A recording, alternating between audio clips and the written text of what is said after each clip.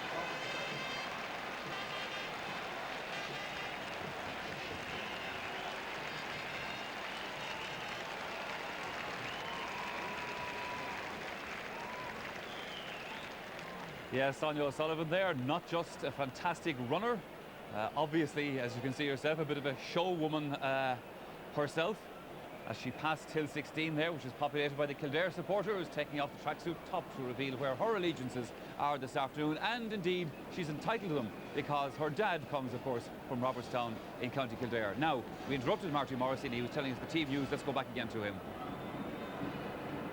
Thank you very much, Michael. As I was saying, Sos Dowling is in on the Kildare team. It's not known exactly whether he will start at wing-back or corner-back, but John Finn moves back to the full-back position. By the way, they're going to change the numbers as well, so I presume Kildare can expect a fine. Anthony Rainbow and John Finn want to switch numbers. John Finn will wear number 5, Anthony Rainbow number 7, because that's the way that they've always played, and they've always won wearing those numbers. I can also tell you very briefly that there was a disagreement here when the teams arrived, because Galway thought they were going into the canal end dressing room. They insisted afterwards that they were going to the canal end dugout, and that has been confirmed. Kildare will go down to the Hill 16. So a little bit of excitement here. The teams, by the way, arrived at 1:15 Kildare and 2 Galway, which was very early. What was the news from the Galway camp, Jim? The news from the Galway camp, Marty, is that all are fit and well and the team plays as selected. But there's intense speculation close to the Galway camp about a switch involving Porrick Joyce and Shea Walsh. As regards changes, Damien Mitchell is favoured to be first defender are in. Paul Clancy for the half-forward line, and the last goal man to take a penalty was Michael Donnan in a challenge match a few weeks ago. Thank you very much, Jim. Back to Michael Lester.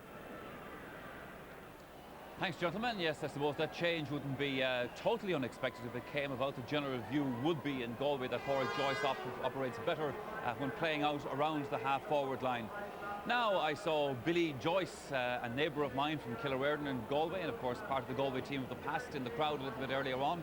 He was on the 1973 team that lost the All-Ireland final to Cork 25 years ago, and that Cork team will be introduced now to the crowd here at Croke Park.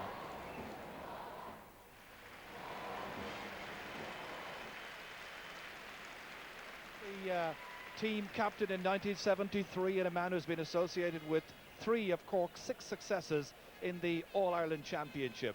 As captain in 73, and then of course as coach in 89 and 90. And a generous round of applause here from all the fans in Croke Park. 66,000 people in all, saluting Billy Morgan. Took all the kickouts in that particular final against Galway as well. That's Frank Cogan there. Humphrey was the big strong man, of course, at number 3 in 1973. The experienced man who played top hurling, top football, tremendous defender. Kevin Gerald Sullivan, the man he marked was Mick Rooney. He's in New York watching this afternoon.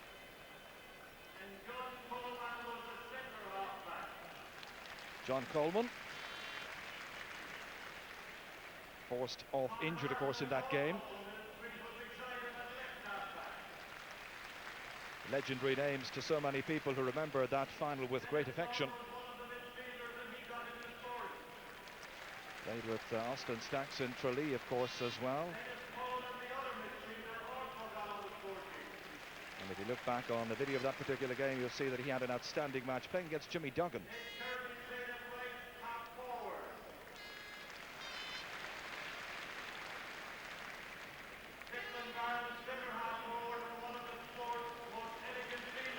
He really has changed very, very little over the years, Declan Barron. Of course, he switched in that game back to centre-half back. He was the man who came into the Cork team when Billy Field broke a leg in the semi-final. This is the man who got the goal after 2 minutes. Got another one as well. He was only 19 then, the great Jimmy Barry Murphy. One of the most elegant sportsmen of all time to play here at Croke Park. Yeah, he scored the 3rd goal. The referee whistled up the match because the crowd were in straight away.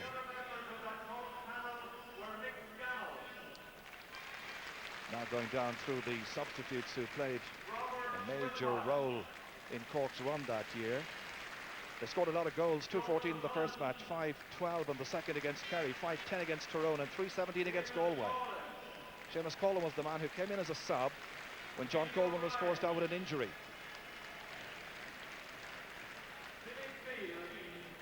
Billy here, who broke a leg against Tyrone, otherwise he would have played in that final as well. So they all get a great and generous round of applause here. Curiously, in 1973, Cork won the football, Limerick won the hurling. Many people felt and said at the time they should have won a lot more titles than that, but they were just winners on that one occasion, and the year was 1973. Well, they played against Galway, of course, mention of Galway. Dr. Jimmy McGowan, who was the Galway goalkeeper back in 1937. He's 38 rather. He's watching this, I believe, in Salt Hill today.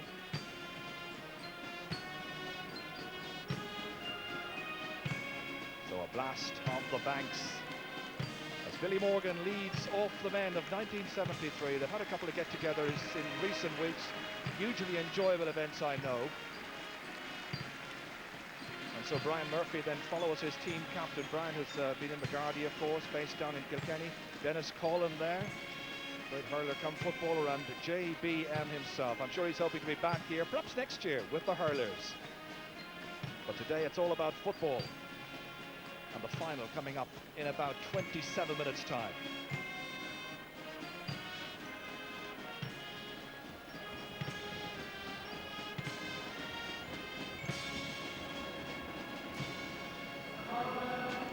Yes, that 73 team being seen not just by the crowd here at Croke Park, but indeed by people all over the world who've been asked to send greetings to Fiona Collins from Kilcullen in Kildare and her friends. They're watching the match in Perth in Australia.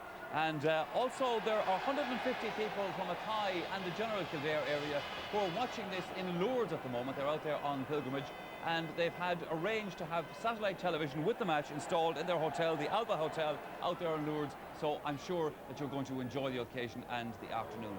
Well, that's 73 final. I watched it from the Cusick stand, reporting as a young man for the Troomhern newspaper. Martin Carney, you watched it in the Bronx, I think. Yeah, I think any truth in the rumour you had to be told what the score was afterwards? I hadn't a clue that morning what the score was, but I remember Tony Regan, a great friend of mine, and myself watched it there after a rather lengthy night in the town. But that's the only time actually I missed an All-Ireland since 1970, and it was an unreal occasion actually to be with the Exiles over there, and I was glad to have experienced it.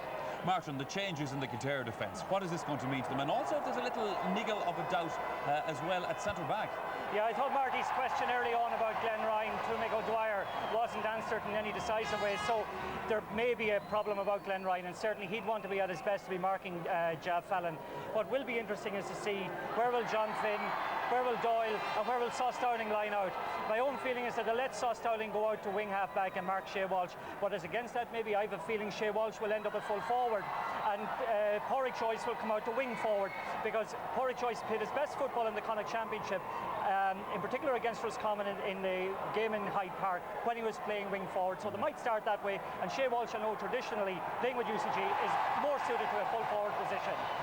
People in Kerry actually, Pat, would be familiar with seeing Pádraig Joyce play in the half-forward line, playing his football with Tralee Institute of Technology. Yeah, well, he won the Sigerson this year with Tralee. It would probably be a good move from Galway's point of view, because Walsh adds strength and height to that full forward line. He's not very mobile. The switch with the Kildare play, I cannot see Sauce Dowling being put out in the wing, because I think he has a lack of pace. It would be exposed out there. It looks almost certain, I presume, Sauce into the corner and John Finn at full-back. Obviously, Mikko had this sorted out long before. I presume he was pulling a fast one on us earlier on. Yeah. By the way, the cheering that you can hear in the background is the crowd here in Croke Park. They're watching the big screen, and they'll be just showing the Pats to the final again, and obviously the rival supporters cheering on the scores that brought Kildare and Galway to this final.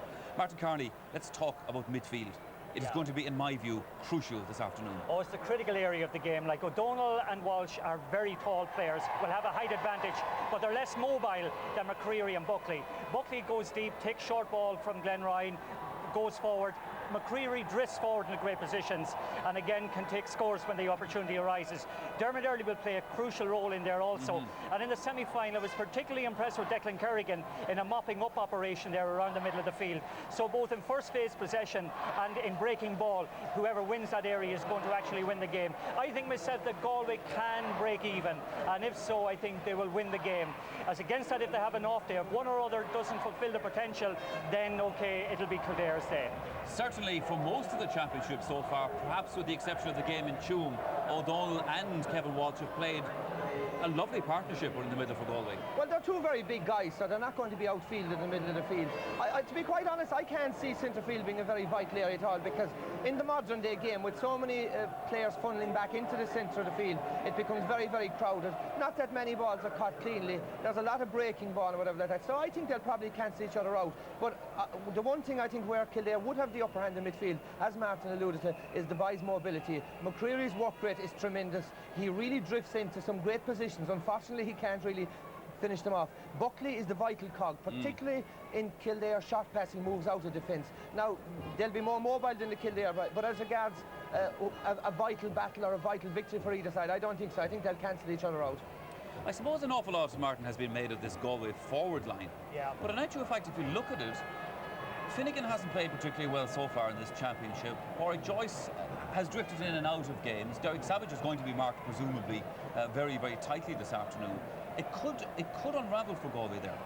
I don't think it will, Michael. I know what point you're coming from, but the one thing about Galway, they distribute the scoring load well across their forward line. Most of their forwards have scored impressively all summer, whereas Kildare, you know, young Craven has scored 220 for them, and very few of the other forwards have come up with worthwhile scores. And I think if one of the Galway players can get into it, he has the wherewithal to bring others into it. I'm thinking in particular about Donlan and Fallon. They are tremendous leaders. They have the capacity to bring others into the game, and you know, I think every one of them have potential, scoring potential, which contrasts greatly with Kildare, who are great foragers but not great finishers. Well, Michael Donlan for sure. I mean, the semi-final really blossomed into this team. Yeah, very much so. And again, he scored 1-6 in the championship. But to my mind, he's a class act. The only thing negative about him, sometimes I think Pat would agree on this, he does run into cul-de-sacs. And again, he will be well marked, as far as I'm concerned today, by the Kildare defence. Well, the crowd here at Croke Park obviously continue to enjoy the build-up to this match, and there's going to be some cheer for the Galway supporters now as Ray Silk is about to lead the team out onto the pitch here. An emotional day, obviously, for all Galway supporters. Ray looking confident and relaxed. His father, John Joe, taught me in St. Jarlath's College in Tuam, and a nice man he was too. We'll take a pause and let you hear for yourself the greeting for the Galway team.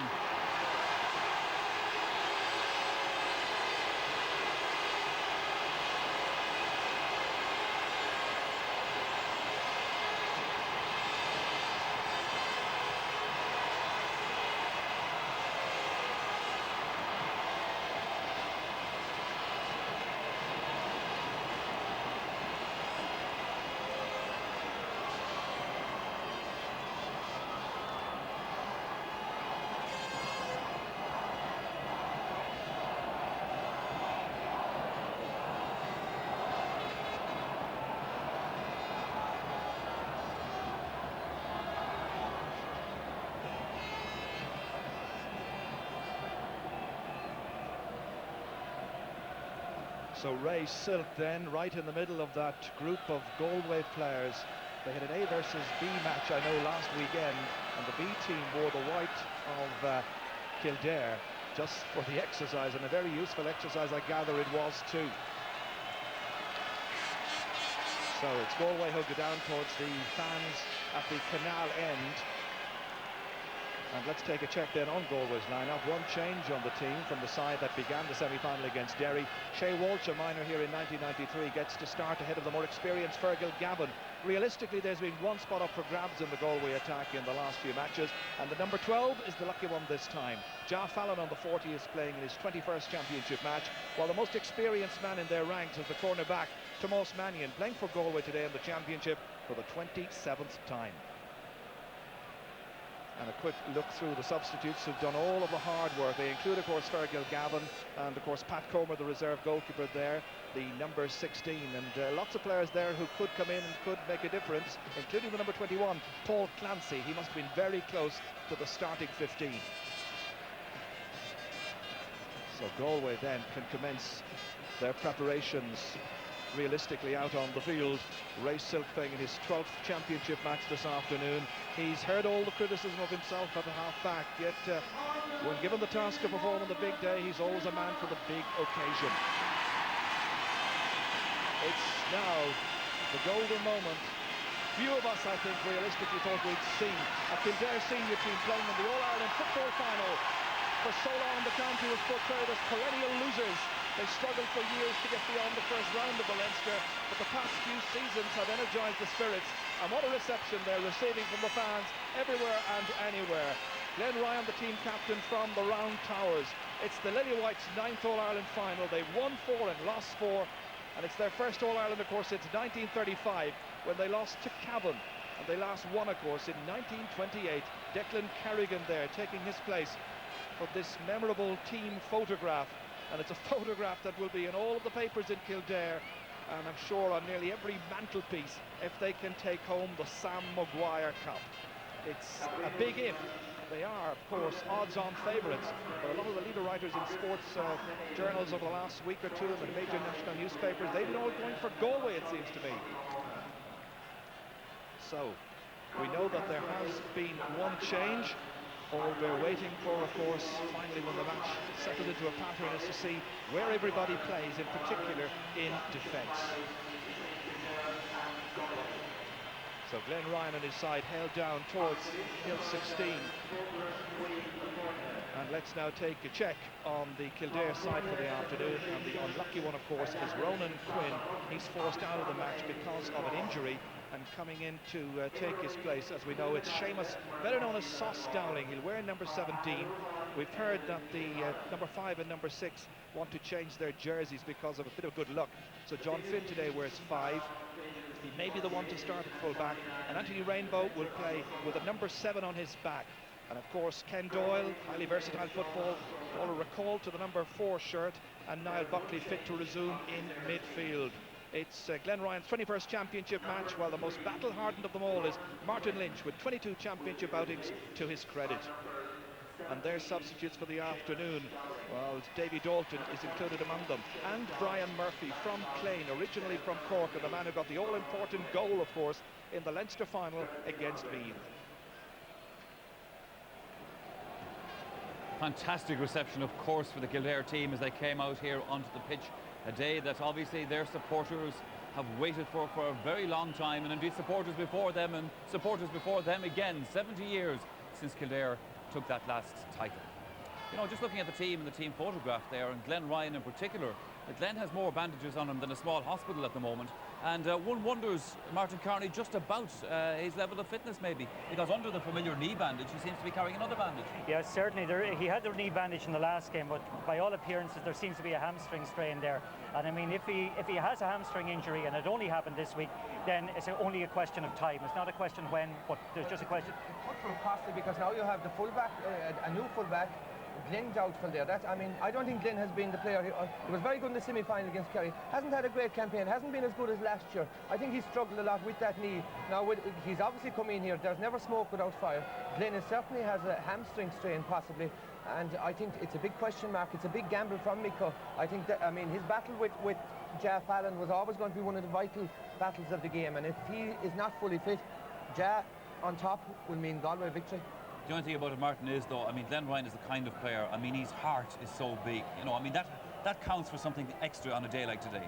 It does, Michael, but a hamstring is a hamstring. It's a hamstring. It's as simple as that. And it won't be a question of if, but when he'll go off, as far as I'm concerned. You've got to admire the guy's battling qualities. If you can remember in the saga against Meath last year, he was unable to kick a ball, and he still starved in every match without being able to kick a ball. So we better not underestimate the battling qualities of Glen Ryan. I think it's a day when Galway people are starting clutching at a few little hopeful signs. Well, I think so, and I think maybe from a strategic point of view, if I were John O'Mahony, I'd be encouraging Jeff Fallon to run at him at every opportunity in the first 10 minutes and really test him and find him out. You know, John, what will John's game plan be, do you think, today? John, generally speaking, is very, very good at getting players to pressurise the opposition. But in terms of his forward play, he generally speaking goes for an orthodox shape. He will keep 6 forwards up, keep them wide, and keep the game very, very simple. But he infuses great belief into his players. Gets backs tight, midfielders doing simple things well, and forwards keeping shape and taking scores when they're available. Getting players to take on personal responsibility, not be throwing the ball around, have a go at scores, and accumulate a winning score. We saw Pat also there, of course, a moment ago, Miko, and of course his son as well. A big day, obviously, for the O'Dwyer family. It is. Like I said last week, Miko is driven. Miko is still convinced that he has never got the credit of being the greatest manager of all time. And it's a mission still that's driving him, that he wants to prove by bringing this Kildare team to a possible All-Ireland success that he deserves the tag of being the greatest manager of all time. Miko's tactics, like, if you look even closely at that track, I think that tracksuit with bottom, as far as I know, Miko has been worn on many occasions. Miko would be very superstitious. He would be doing the same things. He would be a very good guy in getting these guys down from all the hype and away from all the euphoria of the last few weeks. He would be cute, and Miko would have told everyone, these guys would have been filled with belief that they can win the All-Ireland. They would have been told that they're the best centre-back and the best cornerback, whether he means it or not. Yes. Those guys are convinced that they will win it. Miko has been through the ropes. He will not have studied the opposition. He will not be looking for weak links. He will play to a simple game plan. They're not going to change anything different. They're going to do the short passing game out of defence. They're going to isolate Carroll and Martin Lynch inside in the full forward line, play the ball in long into them. Support play will be tremendous. Miko's a firm believer that he doesn't want to see fellas looking and reading the O'Neills on the ball. Miko's a firm believer of the minute the ball is in the hand, head up and moving the ball quickly. Yeah, the players, as you saw, they are starting to move towards the red carpet, where in just a moment they will be introduced to the President, Mary McAleese, Sauce Dowling. Big day for him now, obviously, Martin Carney. Yeah, it's a great day for him, and I hope the occasion inspires him now, because like I know Sauce from years ago, he's around playing 15 years with Kildare. Yeah. It must have been nearly a mortal blow for him to be left off in the middle of the week, but now he's got his chance today to more or less prove to everybody that he should have been in from the beginning. And you know, okay, he's going to be up against a mobile forward line and that, but my God, of all the players that are in the Kildare defence today, he's the one that will really want to have the game of his life. Well, he was exposed in the early stages by Michael Frank Russell in the first 10 minutes against Kerry. Michael Frank had it in speed over him, but for the rest of the game, Sauce tied him up, so he might lack pace, but it's between the ears that counts a lot of times, and Sauce is an experienced guy. It is, of course. Now, the public address announcement is telling the crowd here at Croke Park that the President, Mary McAleese, is coming on to meet the players.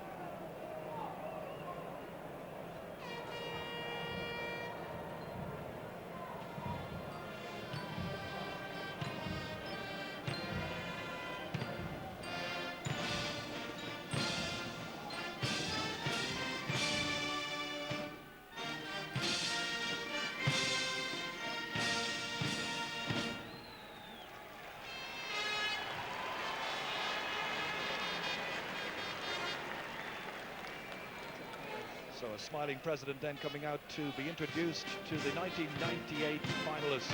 And it's a sport that she has a deep affection for. And with a husband who's a real dyed-in-the-wool football fan, it could hardly be any other way. So first of all, it's Glenn Ryan's task to introduce his team, starting with the goalkeeper, Christy Byrne. Brian Lacey, of course. Sauce Dowling there as well. A big occasion for Sauce, as the panel have been saying. He's soldiered long and hard in the Kildare colours along with Davy Dalton. And good to see at least one of them down there this afternoon, sharing in what is the biggest afternoon of their footballing lives.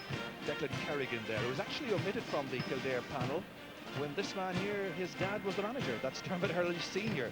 Didn't have Declan Kerrigan on the panel at that particular stage. Carol O'Dwyer then introduced to Her Excellency, and Pádraig Graven. So the President now meeting the officials. In charge of the match this afternoon is John Bannon of Longford. His championship experience for the past 3 years, just 5 games in all in the championship, and 20 minutes of the Kildare-Meath first replay last year. But he did take charge of the minor final between Laois and Tyrone in 1997. So now it's Ray Silk's turn to go down through his players and introduce them. John Dively there, Sean Og the player. Gan Sloveni on Gahru Ruata Gimmert on Branoma, August Sean O'Donnell on Comai. So right down through the full list of Galway stars of 1998. John Fallon hoping that this will be the day. And that, of course, is Shay Walsh there. And on they go down through the rest. Derek Savage, Mauric Joyce there. Will he play left half forward? That is one of the big questions. And Neil Finnegan. So when he came in from the pitch around about 10 to 3, very nearly went into the wrong dressing room. He was heading towards the Kildare dressing room, but we pointed him back in the general direction of the Galway one. So now the President, accompanied by the GA President, Joe McDonough, taking her place in the Ard-Coiler section. Pictures that have been seen all over the world this afternoon, including out in Brunei, where Damien Kenny, who's from Knockrockery in County Roscommon, is watching the game. And also the Cairns and Jackman families, they're hoping to enjoy the match in Edmonton in Alberta in Canada. On their honeymoon in South Africa are Jack and Rachel Nolley, and they're hoping that it will be a tremendous sporting occasion. So the teams lining up behind their respective captains. I know that Michael Hogan from Moylop and his friends at Mount Bellew watching this game in their local club in Perth in Western Australia. So the President takes a position in the first row of the Ard-Coiler section. Another man watching in New York, by the way, is Hughie Smith from Mullahoran in County Cavan. He's wished well by everybody here this afternoon.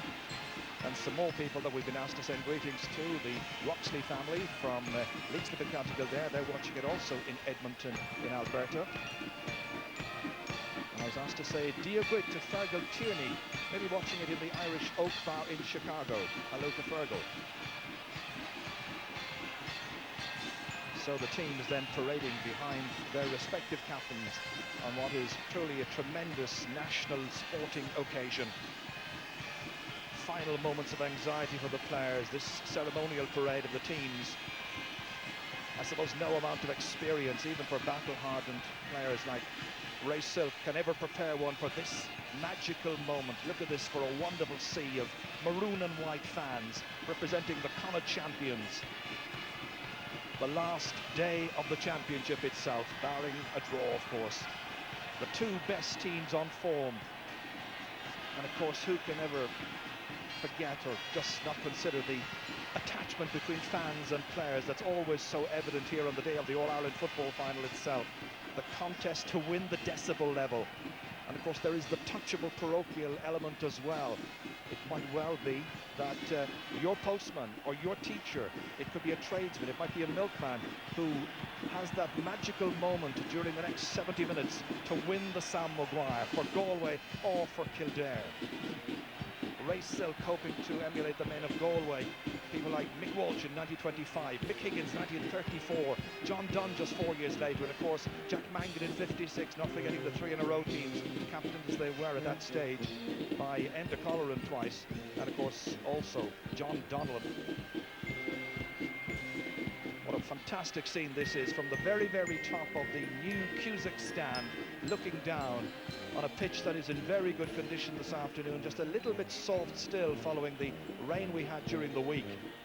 On the right, Glen Ryan leading a county team which first won the All-Ireland back in 1905.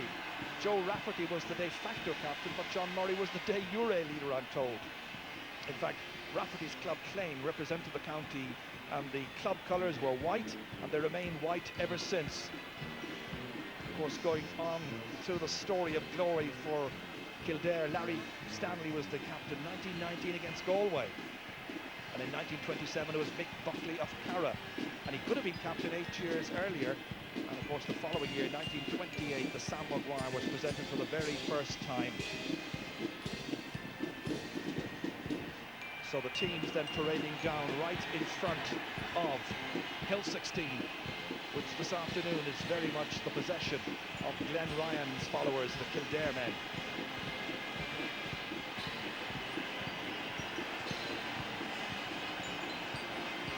A big day as well for the match officials here. John Bannon will be in charge, the man from Longford, and his linesmen Niall Barrett and Brian White. Niall Barrett, of course, from Cork, Brian White from Wexford.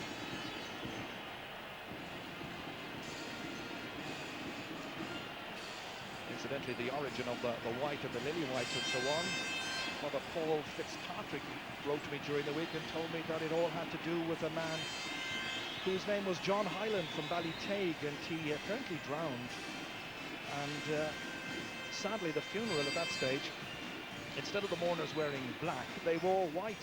And he was engaged to a lady called Lily Moran, and the lily whites apparently stuck ever since. That's the story that I've been told. Glorious, glorious scene for all these people, young and old alike. Just minutes away now from the 109th ever All-Ireland football final. The combined Artane band, the boys band, and the senior band as well, making a tremendous musical effect. Dermot Early. This is one man I know that Galway really do fear, his ability to come out and take the ball from the kick-out and gain valuable possession. And there's his dad, former Kildare manager as well, of course, played in the 1980 final for Roscommon against Kerry, but of course, from their point of view, it was a match Roscommon felt they should have won, but didn't. And now his son has a chance, and the other man with a dad involved, of course, is very definitely Carol O'Dwyer, son of Micko. It's Kildare who won the toss. They'll play from left to right in the first half. Mick O'Dwyer in his 21st ever All-Ireland final. Tremendous record. Paul Hennessy is about to sing the national anthem, and the crowd here at Croke Bar have been asked to show the maximum respect for our Naveen.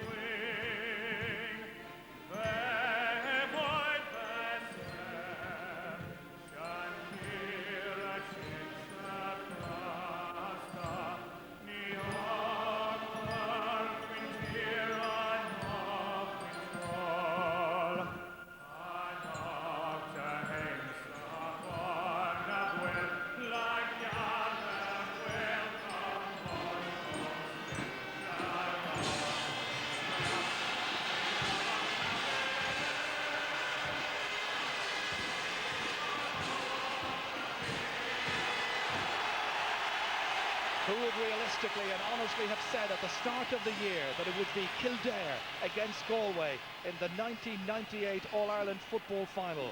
When were Kildare 2-1 on favourites before in a major championship match? Will the likes of Tomás Meehan here and his Galway colleagues be able to justify what the scribes have been saying in the last few days, that they may be the ones to prevail on this particular occasion? It seems that it could well be a very open contest. Let's hope so. Let's wish both the teams every success on this day of days in GAA. So Kildare to play from left to right in the first half, having won the toss. Little breeze about. Very, very slight breeze blowing into the goal on our right. All kinds of colour, all kinds of headwear on view here this afternoon. Tickets so rare to come by. They're the lucky ones, but who'll take the Sam Maguire Cup? John Bannon from Longford checking the watch. And the 109th All-Ireland final gets underway. And straight away into midfield, it's Niall Buckley, known as Nuxer to his pals, leaving it for Willie McCreary. A huge one down towards Pádraig Graven. Palmed away there just momentarily. McCormack was in quickly after, seems to have switched wings. This is Graven here, tight enough angle, kicking hopefully, and that one has gone to the left. First attack, failing to produce a score for Pádraig Graven. Pádraig Graven, who has scored a goal and 21 points in the championship so far. Today it's his 10th championship match. Just taking a look down to the Kildare defence, by the way. John Finn is in the full back line, and he is picking up Shane Walsh, who seems to have switched. Or has he? No, he hasn't. Shane Walsh is in the right half-forward position. The two half-forwards, wing forwards that is, have switched for Galway.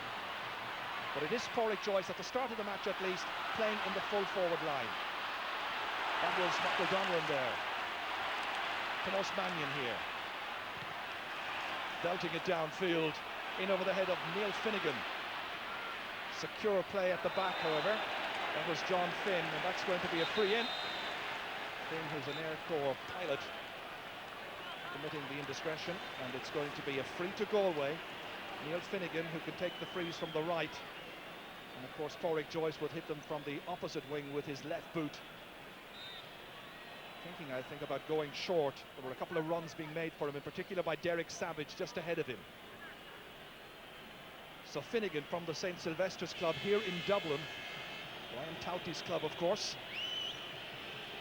Here's the first chance then for Galway. It's going away to the left. And all players powerless to contain it. Well, it's going to be interesting this afternoon to see just what kind of a return Galway will get. Are the likes of Jar Fallon, Michael Donlan and Neil Finnegan, key men in that forward line. By the way, Michael Donlan, his maternal granduncle, by the way, played for Kildare, but also played for Kildare and for Galway, winning All-Ireland medals. His name was Michael Mannion. Christy Byrne kicking this one. Picked up here by Jar Fallon. Going forward with some purpose. Trying to test that injury there of Glenn Ryan. Here's Ryan. First time to get onto the ball. Ball spills away from him. Niall Buckley again. Match trying to develop a shape and a pattern. Everybody seeming a bit edgy in the opening minutes. Although in the dressing rooms they all looked quite calm. Huge, huge occasion for Micko. Of all the successes he's had, I think if he could win the cup here, he'd probably regard it as the sweetest victory that he ever had in a wonderful career. Well, it's going to be Tomás Mannion who hit this. Down towards Derek Savage. Crowd roaring on their encouragement. Dropping it in there towards Pádraig Joyce. Joyce having this chance to put Galway ahead. And he's put it over the bar.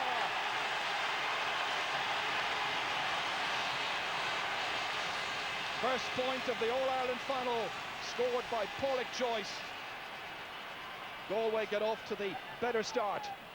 Very much an individual score, taking it away there from his man, who is John Finn this afternoon, and that went over the bar. He's playing quite deep, incidentally, and Galway trying to exploit space in front for Derek Savage and for Neil Finnegan. O'Donnell leaves this one, and it's Declan Kerrigan who comes to take it. Now Niall Buckley, blocked down.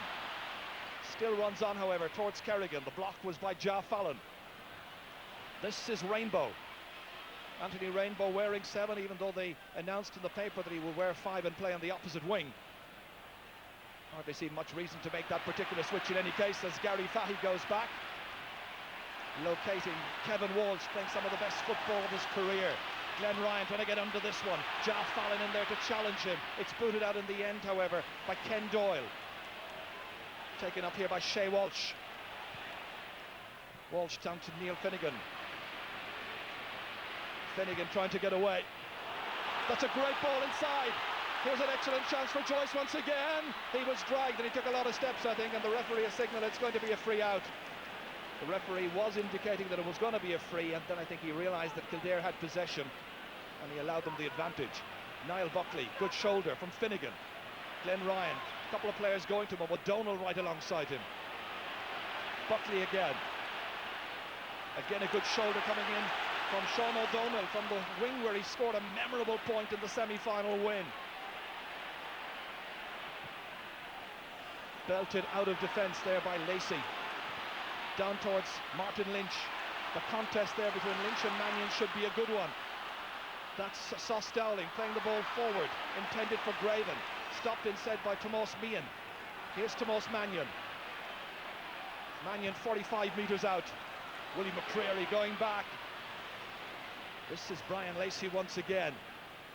Man who played in the championship for Tipperary and of course won a Leinster medal with Kildare. Nicely forward for Pádraig Graven again, picking out Sos Dowling, playing in a very advanced position. Lynch, they leave 1-on-1 inside. Dermot Early against Silk, should have been. And he's put it wide, and that was an excellent chance, and it's the second wide for Kildare. And that really was a glorious movement, which should have produced something. Well, Dermot Early knows that he had a wonderful chance. He drifted in. It was 1-on-1 here against his marker, Ray Silk, who ended up on the flat of his back. But that was a tremendously piece of astute thinking. Silk was gone for naught, but the ball outside and wide. Kerrigan gathering beautifully, trying to set up a movement here which would see Kildare possibly draw level. Rainbow, Niall Buckley. Big loss in the semi-final. Again, it's Martin Lynch going across there, and Tomás Mannion, they said he might have his hands full this afternoon against the likes of Martin Lynch. He's such a good player. Look how deep Michael Donlan has come. On for Kevin Walsh. A real tearaway play this. That's a great movement. Michael Donlan right through the heart of the Kildare defence. Laying it off here for Derek Savage. Savo playing it outside to Sean Old, the player. And that has gone over the bar. Christy Byrne is objecting, but Sean Old, the player, has come forward and hit an absolutely wonderful point. Well, he's always good for a point or two, as we know in championship matches. But what about the movement? What about Michael Donlan's role? And of course, also support play the whole time from several players. And an excellent finish. Niall Buckley, incidentally, has had his name taken in the last couple of seconds. Well, Christy Byrne was certainly objecting to that particular score, but it looked an absolutely valid point from here. Dermot Early trying to make amends for the one that got away. Bypassing Glenn Ryan. Buckley. A bit slow in getting away here. Fouled by Sean O'Donnell. This is Dermot Early playing as a third midfielder towards Martin Lynch. Fetch as well. Good layoff towards Eddie McCormack. Oh, a high and hopeful one. And another bad miss by Kildare. Disappointed Kildare fans with the start that their side has made in this particular match. Well, the last thing he'll want to do is what happened here when Galway were playing against Derry. On that occasion, Derry allowed Kildare 4 points at the start of the match, more or less, and we're always trying to play catch-up.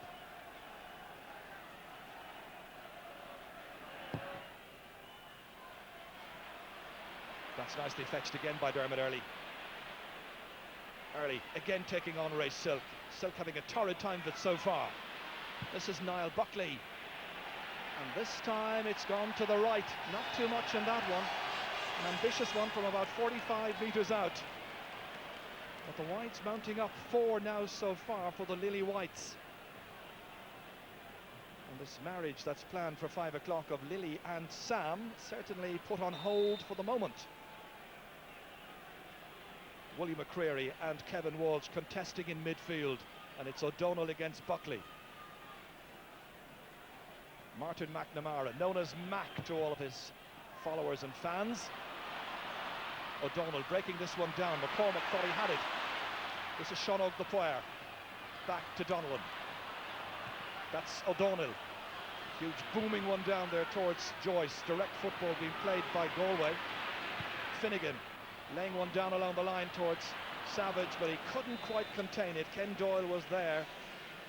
And the pass just carrying a bit too much pace for Derek Savage. But he is small in stature, but nonetheless a player with a big heart and a strong, tough competitor as well. Not sure if that's Lily or Lily the Pink.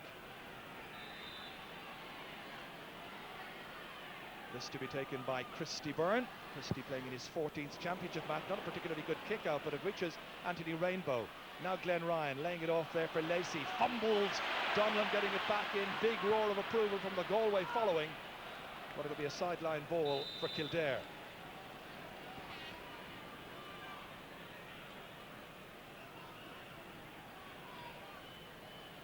This is going to be taken by John Finn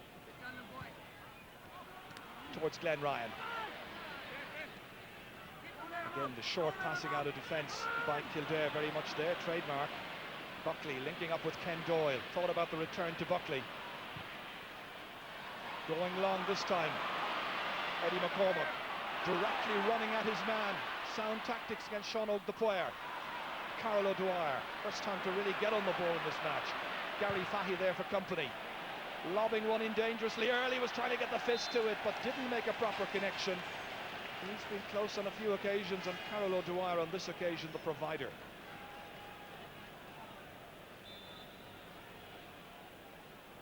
So just over 11 minutes gone, and this is where Kildare thought they might well be getting in for their first score of the match, and that's as close as Dermot Early came. But it's interesting that Early is drifting in from the half-forward position into the full forward line time and again. That's Dively. Now Neil Finnegan taking on Brian Lacey. Finnegan checking his stride. Curling one beautifully in. Ken Doyle did well. Tuck it away from Savage. That was dangerous. Out as far as Kerrigan. Such a very intelligent number 11. Playing very deep, been given a lot of latitude by his manager, but he's using it very wisely. This is nicely out to Rainbow. Almost a dispossession there with Pauric Joyce, the player involved. Here comes Willie McCreary. Great ball down along the line to Martin Lynch. Ready to change direction time and again and bring Tomas Mannion all over the place. Lynch looking to try and get Kildare's first score. There was a good block there by Mannion. Finally out by Silk. Now Kevin Walsh. A strong man in midfield. Nicely on there towards Ja Fallon. Ja challenged not once but twice. Glenn Ryan doing well. No real indication of that injury troubling him so far. Played forward by Buckley. Mannion gets it away. This is Sean O'Donnell. Dively. Another very good block that time, taking the sting out of that one. Nicely taken up here by Michael Donnellan. He's a terrific footballer, coming forward, looking for another score for Galway, and that's another one. He raises his arms in delight. Michael Donnellan deserved that. It's the second superb run that he's made through the middle, and this one yields a score for the man from Dunmore MacHales. Well, all the family and all the people in Dunmore would be very pleased to see this. It was a tremendous run forward by Michael Donnellan, and that sailed over the crossbar for point number 3. This, the block just moments ago here.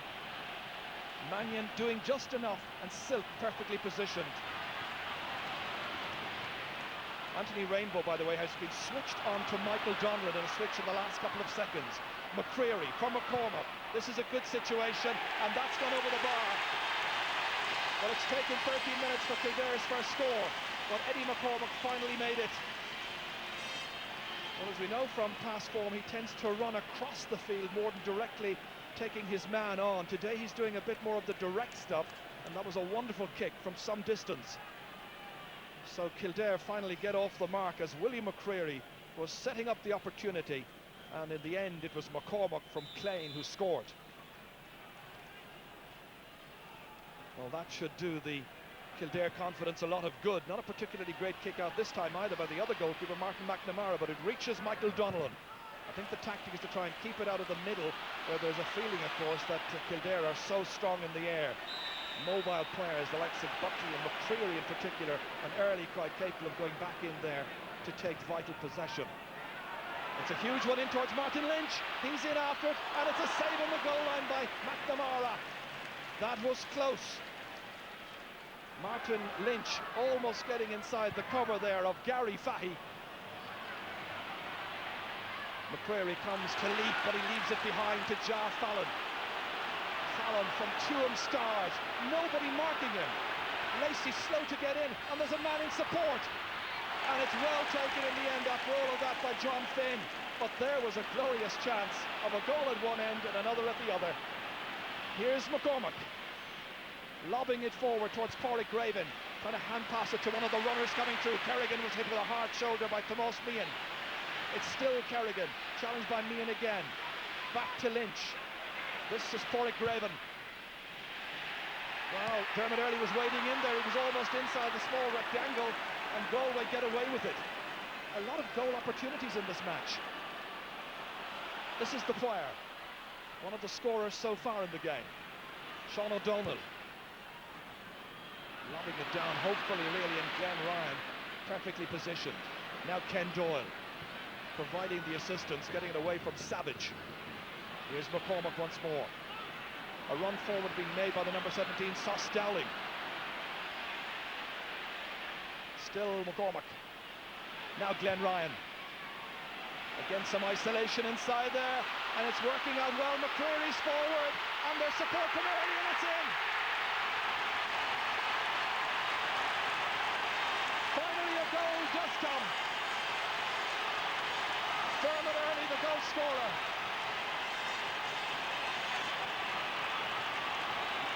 Suddenly Kildare fans break the decibel level. It was wonderful positioning here. McCreary coming forward, and the diving figure of Dermot Earley to slot it into the back of the net. There it is, and Kildare have taken the lead. Well, they'll watch it again and again and again. So 1-1 to 3 points the position. Here's Martin Lynch getting onto it again.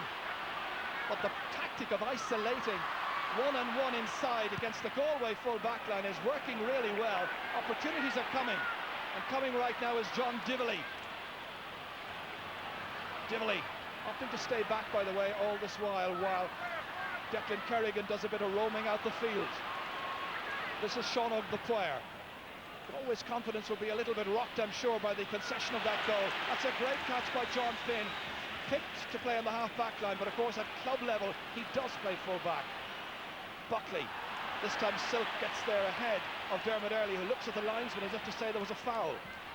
Kevin Walsh taking it away from Graven, and that's a bad ball. Comes to Glenn Ryan. Ken Doyle knocked down along towards the goal scorer, but look at the amount of room he's been given by Ray Silk. First time inside, and the Galway backline now have more or less read that particular tactic. Comes out to Silk, little push I think there by Jar Fallon and Glenn Ryan. Fallon gets away with it, curling it into the centre towards Neil Finnegan, and it's always going to be Sos Dowling's. Lacey, this is Buckley. Buckley is tripped, and the referees in the end saw the ball touched on the ground, so it's going to be a free downfield. Niall Buckley, the player who is getting himself off the ground, as we go across to the far sideline, and a reporter this afternoon who's Marty Morrissey.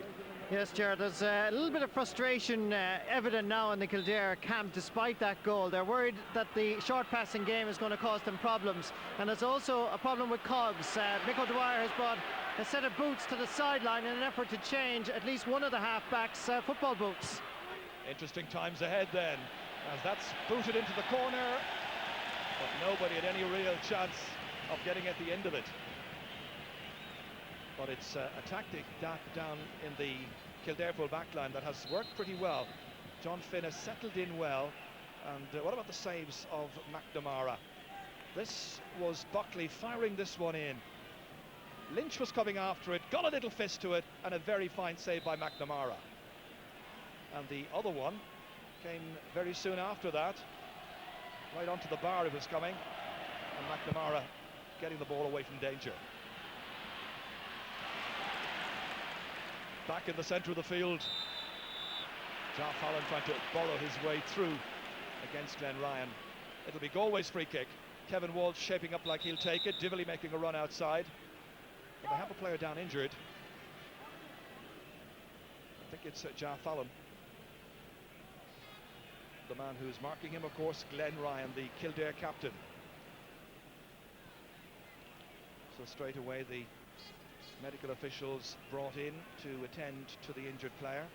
Dr. Jarlath Dignan from Tuam, the doctor in charge, and of course that's John O'Mahony, a man who lost the All-Ireland final in 1989, but whose preparation has been meticulous. Alongside him there, the physio, Mick Byrne, of course, tells me that his daughter Deirdre is watching this live in Spain. And this is what happened as that ball was caught brilliantly by Jar Fallon, coming down awkwardly. 4 Kildare men right alongside him.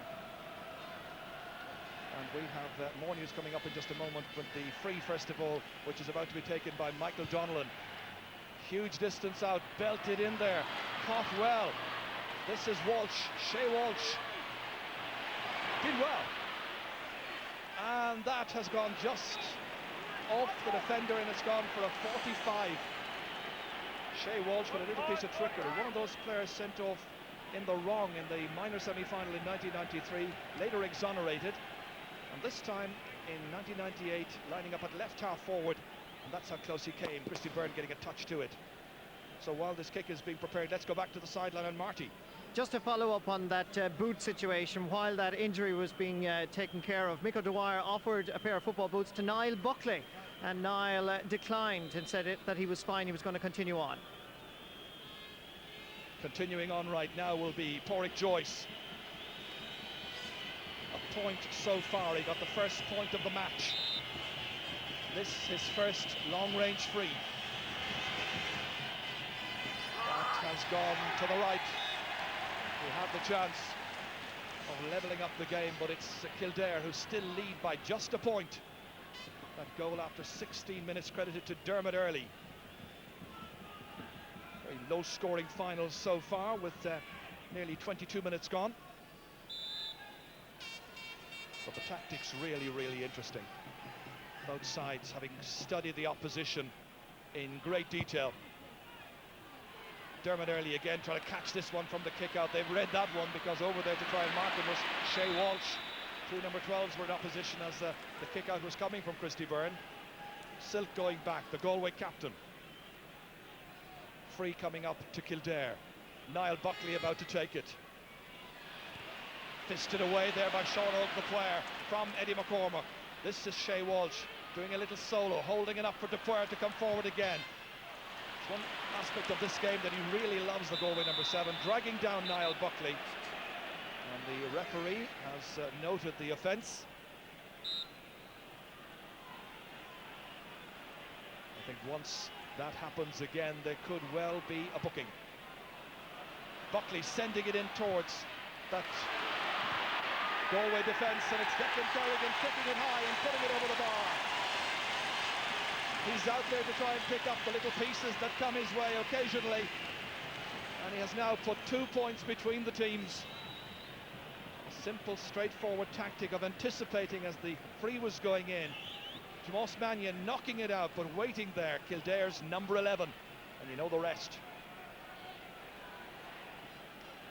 So it's now 1-2 for Kildare, 3 points for Galway.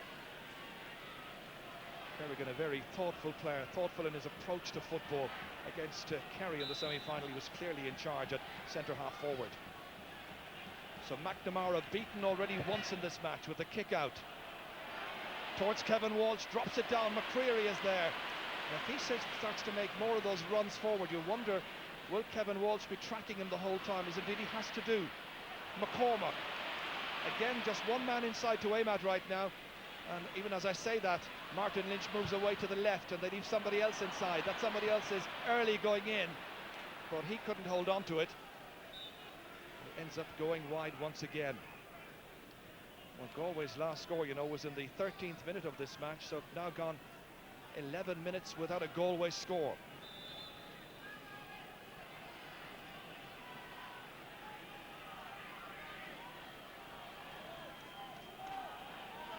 McNamara preparing to kick it down the middle. Has a very good kick out.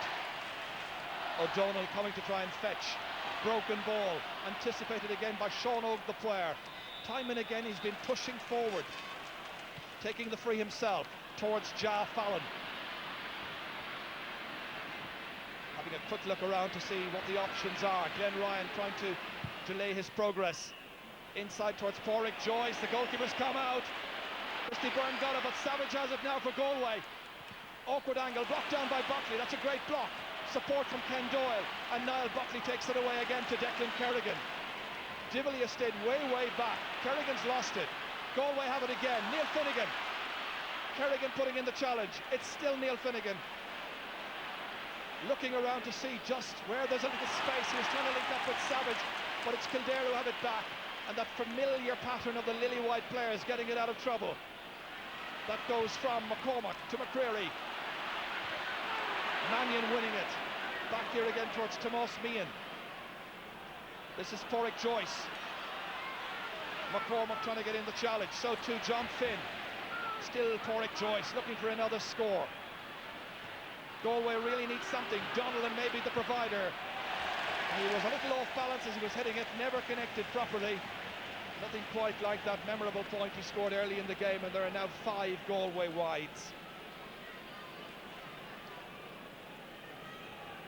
Well, that's Eamon O'Hara, the Sligo midfielder, wonderful player that he is here, enjoying the All-Ireland final this afternoon. I think he'd like to see, I'm sure, a bit more of the fireworks. So Christy Byrne from Castle Mitchell to take this kick out. Going left this time again towards Dermot Early. Silk was on the ground, so too was Early, and the referee, I think, has decided that it's going to be a free for Kildare. Or is it a free for Galway? It's going to be a free for Galway. Taken quickly by Kevin Walsh. John Divilly trying to turn inside Willie McCreary. Still Divilly. Ken Doyle going in to try and deny him. Picked up there by McCreary. This is Brian Lacey. Had that memorable match in the semi-final against Kerry. Sos Dowling. This is Glenn Ryan. Very short and dangerous, and you feel going to get themselves into serious trouble sometime, as they very nearly did in that match against Kerry some 4 weeks ago. Niall Buckley. 8 minutes to go to half-time. Kildare leading. Galway get it back here to Gary Fahy. Linking up with Sean O'Donnell. Walsh was available just about 10 metres ahead of him. He holds on. Here's Silk. Trying to establish some mastery, opting the end to just belt it down. Ken Doyle out swiftly there to deny. Savage loses it then. Glenn Ryan's in. Savage still a tricky character. Still Derek Savage. Remember that great goal he got against Mayo in the first round of the Connacht Championship? Here he comes again. Well, that's straight into the arms of the waiting Christy Byrne. Now Anthony Rainbow. Niall Buckley. Again, the Lily Whites come foraging. McCreary doing a little 1-2 with Anthony Rainbow. Martin Lynch against Tomás Mannion. Lynch has the capacity certainly to cause many headaches for the Galway backline. But Galway get it back through Shay Walsh. An ambitious one across towards Michael Donnellan, rising up for it. Broken ball. Won back here again by Kildare. Lacey getting that ball away. And inevitably it's Niall Buckley who will come deep, make himself available. McCormack coming away off his man Dupwyer. Here's Kerrigan. Divilly now finally trying to dispossess him. Did well. O'Donnell's first touch not great, trying to pick that ball up. Gets it the second time. Michael Donnellan again, terrific footballer. Players calling for it. Ja Fallon wants it, gives a return once more to Michael Donnellan, holding up the point of the attack against Anthony Rainbow. The angle tight, the kick good, and it sails over the bar. That's the second point for Michael Donnellan. You just feel, of the men I mentioned at the beginning, Donnellan, Fallon and Finnegan, this is the player who is really in form. Delighted young Galway fans, pleased to see their side edge within a point of Kildare. And it really was a fine score. Michael Donnellan getting that ball back, doing a little solo run, showing his trickery against Rainbow. What a masterful finish. Christy Byrne going short, this time to try and pick out William McCreary. Over the head of Pádraig Raven, who hasn't really made an impression so far.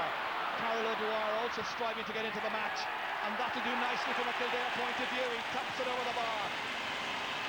He's only been on the ball, I think, twice in the game so far, but one of those occasions nearly produced a score, and this one certainly does. So a tight match then, as always expected. 1-3 to 4 points. Kildare leading by 2. Carol O'Dwyer having the better of his tussle here with Gary Fahy. Lovely little chip onto the top of the bar and over.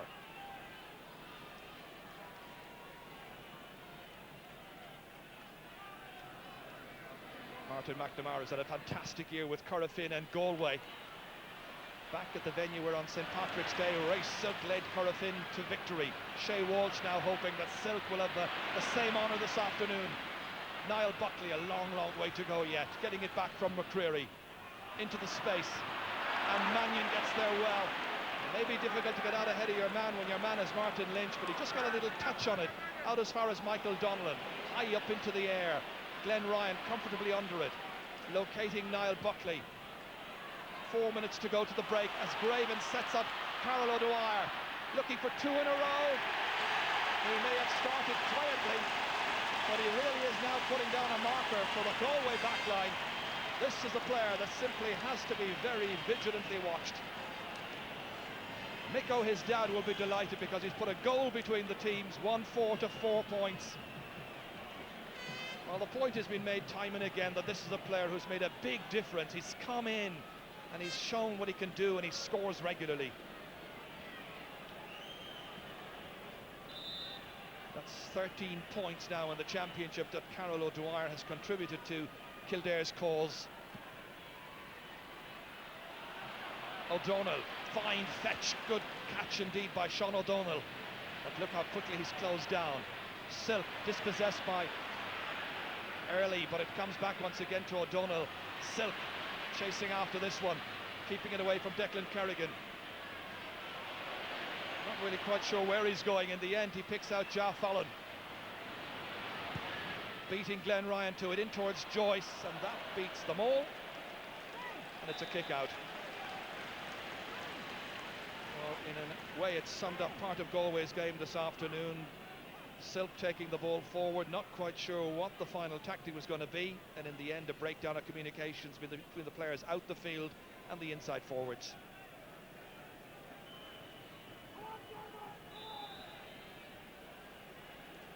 Declan Kerrigan ready to forage for it in midfield, marked by John Divilly.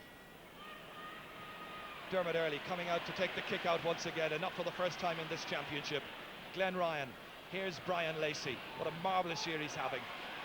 Eddie McCormack dancing away from Sean O'Dwyer. It's Lacey who takes it up for Martin Lynch. Lacey still running forward.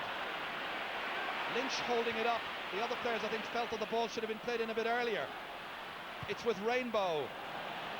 But when Lacey made his run through that time, it all seemed quite in vain when Martin Lynch didn't play the ball into him, when the Galway backline seemed a bit bamboozled.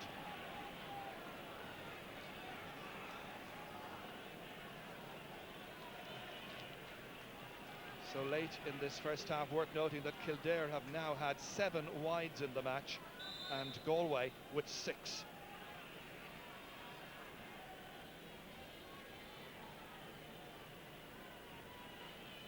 So inside the final 2 minutes of the first half. One for the jumpers in midfield, fisted down by Buckley to the waiting Declan Kerrigan. Time and again he's won broken ball. Lynch transferring it back towards Kerrigan. A little run forward by McCreary, who's tracking him. Nobody at this stage. Nicely inside. Graven stumbled. had he been able to stay on his feet and had the pass been inch perfect, there would surely have been a second goal there for Kildare. But that run by McCreary, neither of the two midfielders picked him up. That has to be a source of concern for John O'Mahony. He makes such good runs, selflessly laying off the ball on that occasion. Ja Fallon, lobbed outside here towards Neil Finnegan. Lacey trying to close it. Finnegan really taking it at his man. Holds it up really well. Strong play. That angle shot across. Walsh there, Joyce there as well. It's with Joyce. Still Porrick Joyce going in, looking for something out of this. Stopped by John Finn, won back by Christy Byrne. And Kildare breathe a sigh of relief. Niall Buckley getting it out once more towards Rainbow. Early, laying it back to Glenn Ryan. They go long towards McCormack, and they really have this Galway backline in real trouble time and again. McCormack kicking, that's a successful one, it's between the posts. Eddie McCormack with his second point of the day, delighted Kildare fans. But just when Galway might have got something through Porrick Joyce at the other end, Kildare had the confidence to build it up. They went long to McCormack. He took on the defence, and in particular Sean Og, the player, and he belted it over the bar and between the posts. So far in this first half, which is now nearly into injury time, in fact it is into injury time, Kildare have established 15 chances. Galway have made 10 chances, and you can see the score, 6 scores for Kildare, 4 for Galway. 4 points the margin. Great catch by Sean O'Donnell. Laying it along the line down there towards Neil Finnegan. Derek Savage trying to steal inside Ken Doyle's cover, and he wins the free. It may have looked a bit clumsy, but the referee wasn't too far away from the action, and Derek Savage did really well to win that free kick.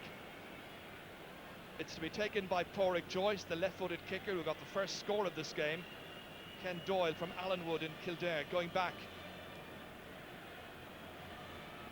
So over a minute of injury time has been played by referee John Bannon. Hill 16 full of Leinster fans, because there's a mix in there of Kildare and Laois. I should remind followers who are watching it around the world that the minor match was won by Tyrone. They beat Laois by 211 to 11 points. That's kicked, and it's kicked over the bar. A second point then for Porrick Joyce, and that Galway man there trying to urge on the Galway team to even greater heights. It's won 5 to 5 points. Half-time has come in the 109th All-Ireland football final. Only one goal in the match so far, but many goal-scoring chances presenting themselves. And the goal that counted and came after 16 minutes was scored by the diving figure of Dermot Early, hoping to go one better than his dad in 1980. And here at Croke Park at half-time at the Bank of Ireland All-Ireland football final, it is Kildare who lead. They lead by 1-5 to 5 points. And let's go down to Marty Morrissey. John Crofton, Kildare selector. Tactical game so far being won by Kildare. To an extent, again, it took us a good while to settle down, and for the amount of ball we're getting into the full forward line, we haven't got a great return. The goal is the difference in the two teams at the minute. Certainly the short passing game might be a little bit worrying, but the tactic of using the long ball and isolating Martin Lynch and Carlo Dwyer seems to be working. Yeah, as I say, it is working. I think that we have a bit of an aerial advantage possibly in there when we get it in there, but we're not getting onto the breaking ball quick enough in there. We're also allowing their full back line to create an extra man coming out, and we're finding it appearing here in the middle of the field, which is causing us some difficulty. And Sean Og and Michael Donnellan seem to be the two main sources of anguish for you guys. They are, yeah, they're covering a lot of ground and getting back there, picking up. They're the guys that are picking up that extra ball when it comes out there, having created an extra man deeper. You're playing against the breeze, confident that Sam will meet Lily around 10 to 5. I think we're in a reasonable position. John Crofton, thank you. Well, as Johnny said there, the goal by Dermot Early, the difference between the sides at half-time. A half-time in which the Kildare supporters obviously are happy, the Galway supporters are frustrated. The panel here are gathering their thoughts together, but all around Croke Park there's the buzz about this tense first 35 minutes of the 1998 football final. We'll be reviewing it after the commercial break.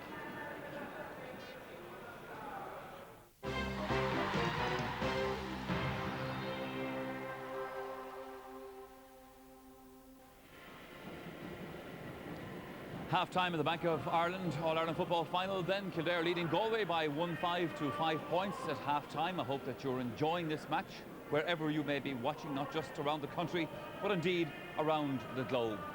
Pat Spillane, tight, tense first half of football. Kildare have got it right most of the time so far. Yes, it's a very tense, exciting game of football, played at a ferocious pace, and credit to both team trainers for the level of fitness that they've reached. At the start, I thought Galway started very, very well, showed promise.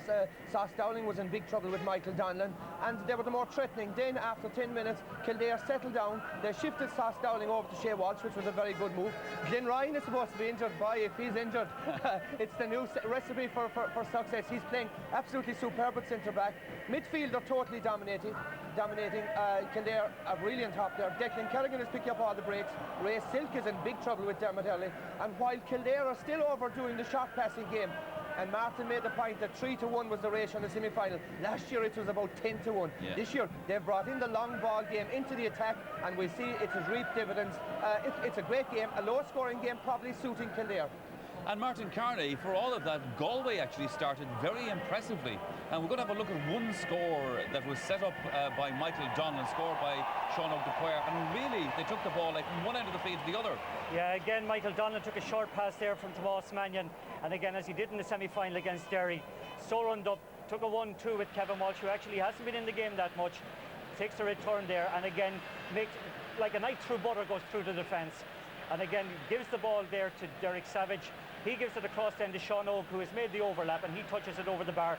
That was the second point scored after 7 minutes. And Galway started superbly, as they started well against Derry. Scored 3 points, as they scored 4 points against Derry. But then they went out of it. As Pat has said, Silk started to give Early far too much room. The goal came at a crucial time. And on top of that, you know, Galway thought a great goal-scoring effort in about the 15th minute that they failed to take. As Pat said, Glenn Ryan is having a stormer. I take back what I said. I thought he was going to break down like an old Model T there halfway through, but he's played marvellously well. And on top of that, Galway are playing a Kildare style of game in their forward, and they're playing it very short, which is not their norm. Kildare are playing a Galway sort of game with a long ball, and the two men, the ball's over the top, in particular to Lynch, is exposing Mannion, who in other aspects of the game is playing very, very well. But anything over the top, Lynch is winning it and causing a trouble. But as Pat rightly said, it is a low-scoring game. A low-scoring game will suit Kildare, and they're looking good at the moment. In a game as tight as this, Pat Spillane, something like a goal, obviously, is a key score, and Kildare have got that in this first half. Kildare, like I said, started poorly and missed a few scoreable chances. We thought it was going to be more of the same again, but once they got the goal, they settled in. And the goal came about, again, like I said, from this new style, a long ball in from Glenn Ryan. The direct route, Martin Lynch had it over Tomás Mannion. Great alertness by McCreary, and a nice goal. Now, as I said earlier on, I think the Galway full back line have been in big trouble all through. They're drifting inside the Galway defence. Martin Lynch in particular is causing, and Carlo O'Dwyer are causing a lot of problems. But actually, going back to that goal came about indirectly as a result of bad forward play from Galway. A minute earlier, Jeff Allen burst through, 21 yards out, should have popped it over the bar. Instead, opted to pass it across the goal to a colleague. The ball was mopped up.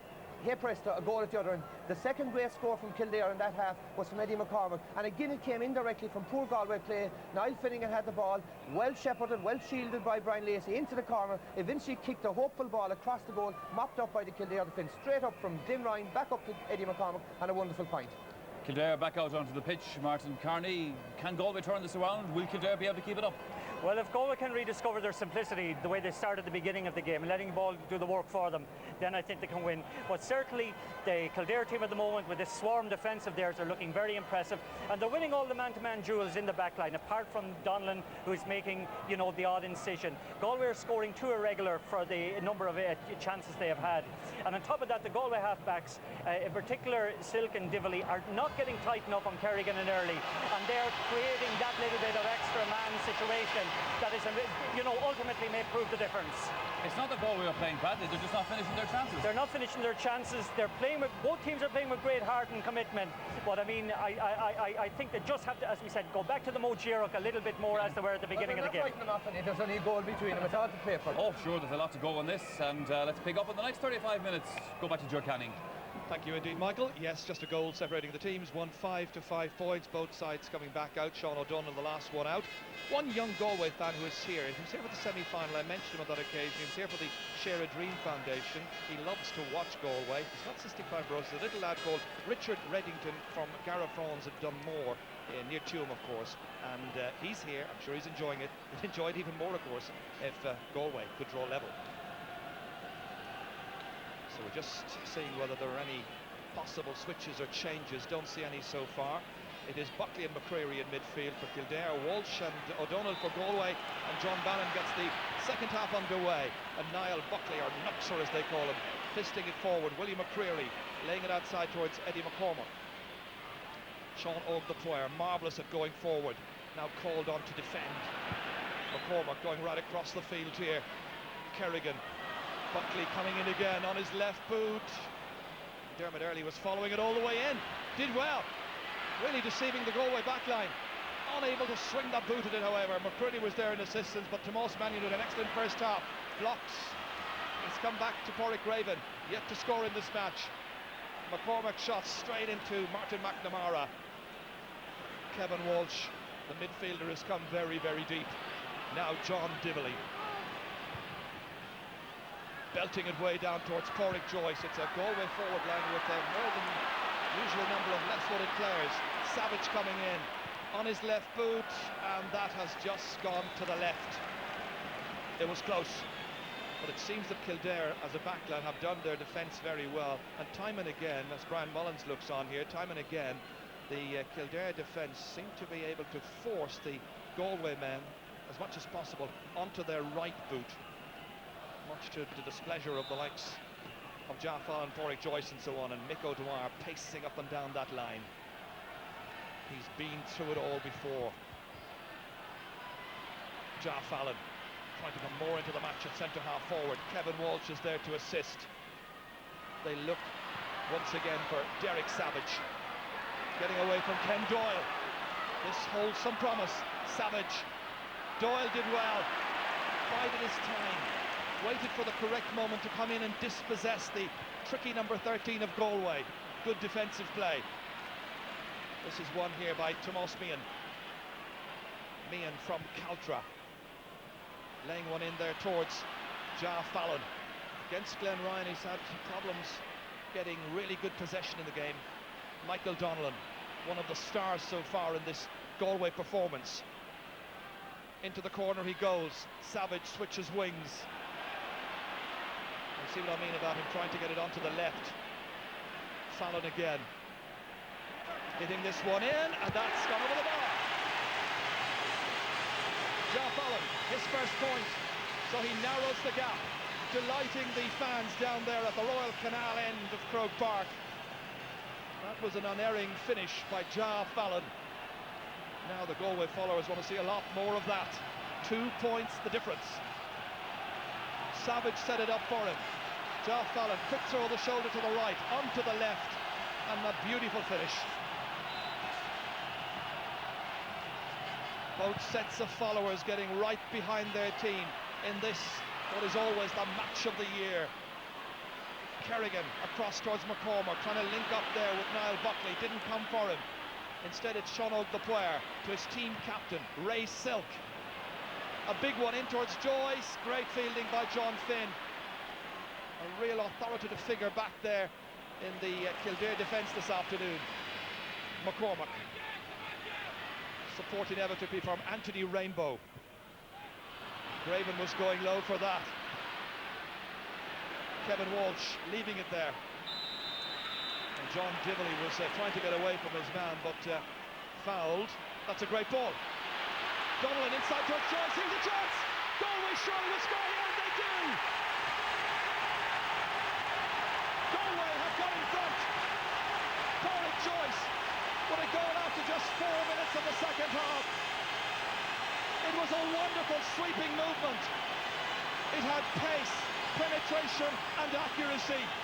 And Joyce in the end was able to dodge around the defence and plant it into the empty net. The second goal of the game, but a crucial one this time for Galway. Lovely combined play, marking slack, and Joyce dodged around Christy Byrne and a wonderful finish. So Galway are in front by 1-6 to 1-5. John Divilly here. Now they'll take tremendous encouragement from that score. Down to Joyce, getting away from John Finn, who's been playing brilliantly. Again, but this should have been a point. Instead it ends up in the goalkeeper's arms. Christy Brown with a bad clearance out to Michael Donnellan. Back towards Neil Finnegan, shouldered by Ken Doyle. He's got support, Fallon's available. Finnegan kicking it, and it's put over the bar. A wonderful spell for Galway. Neil Finnegan gets it. That man is defiant. They're all defiant. They want to take back the Sam Maguire Cup west of the Shannon. The last time it was done was 1966. The end of the 3 in a row. And now Galway lead by 2. This is the goal again. Beautiful combined play. And a fine finish from Joyce, who simply couldn't miss. Now it's been put up to the Lily Whites. Coming into the match 2-1 on favourites in the minds of the bookies. A lot of money on them. Free is taken quickly. Rainbow. And that's gone wide. Terrible waste of possession by Anthony Rainbow. Just for a second there, I feel some of the players felt the free was going to be retaken. The attendance this afternoon, 65,886. Galway fans loving it just now. They trail by 3 points. They lead by 2. And all of that in the space of about 6 minutes. Now McNamara's kick out will have to be good and accurate. Again, they may come looking for Dermot Early. They switch the direction, however, and it's Kevin Walsh who takes it. Nicely up. Finnegan. Confidence greatly boosted by that point. Well, a hit and hope one into space towards the 2-man inside forward line, consisting of Savage and Joyce.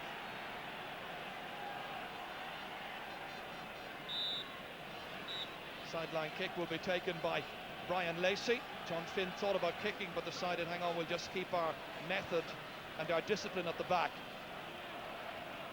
To Glenn Ryan. Here's Rainbow. Now, what about the Kildare inner belief, their self-confidence? It must have been dinted by this start by Galway to the second half. Finnegan, pursued by McCreary. That's O'Donnell. Back once again towards the corner forward. Dropping one in here. Shea Walsh was in to contest there with Christy Byrne. John Finn. Again, they go very, very short. Ken Doyle. Good outlet pass that time to Brian Lacey. He's pushed by Sean O'Donnell. Here's Rainbow. That's an excellent pass into the middle. Players in support if he can release it quickly. A lot of good runs have been made. That's nicely fetched. Great block down. Eddie McCormack, the one who was hitting that one, and it's come back in the end to Tomas Mannion. Lovely turn of direction by Kevin Walsh. That's his own 45-metre line. Ja Fallon trying to give the leadership on the 40. Quick throw of the shoulders onto the left boot. A huge one that's high, and it's over the bar.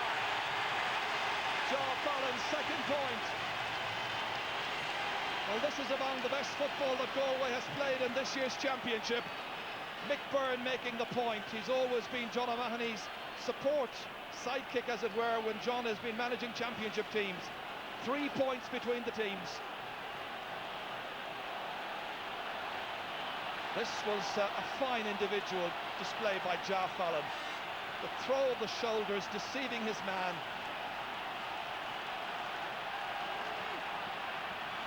Christy Byrne kicking straight down the middle.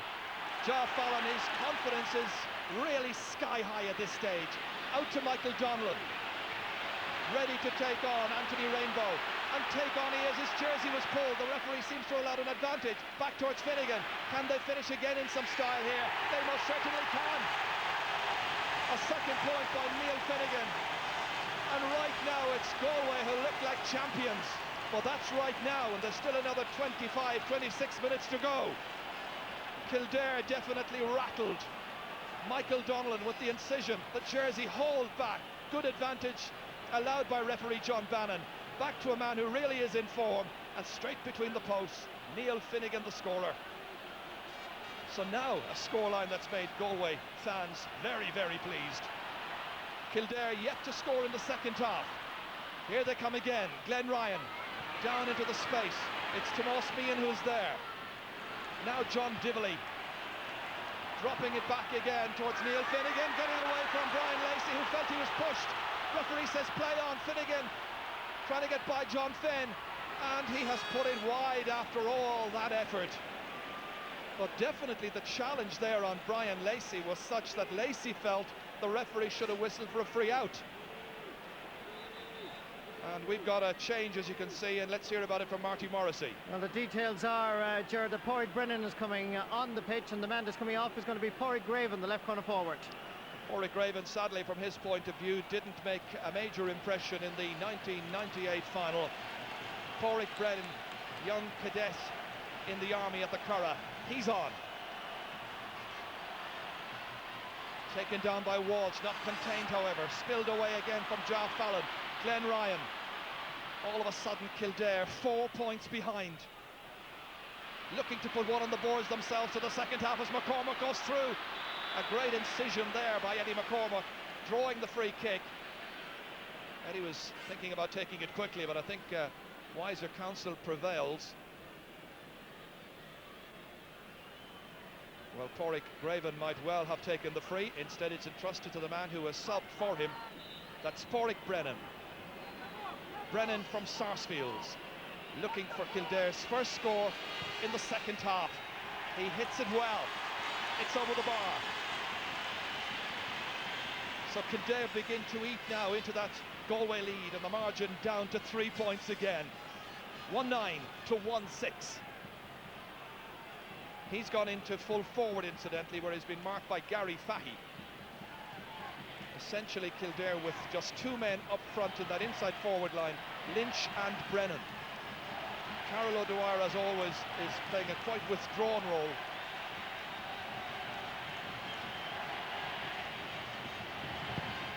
McNamara's kick out, trying to pick out one of his midfielders, Kevin Walsh. Chasing after him is McCreary. Good deep ball, great catch. Dermot Early superb in the air. One of the real features of his game. Niall Buckley laying one down towards Brennan. Dively checking his stride, stepping back in. Declan Kerrigan well aware of the tactic he'd employ. It's a great ball. Fallon bending his back, taking on Glenn Ryan. Right in the corner there. Savage coming, making himself available. And there was a little ankle tap there by Ken Doyle. It'll be a free to Galway. And Neil Finnegan, it seems, will be the one who'll come and hit it. A switch, incidentally, in the Kildare team. I've noticed that Dermot Early has gone to midfield and Niall Buckley has gone into the half-forward line.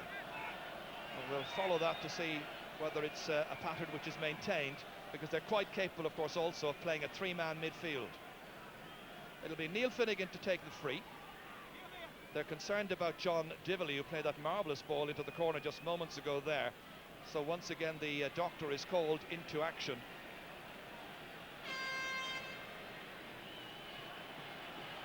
Ray Silk there attending to his centre-back colleague John Dively.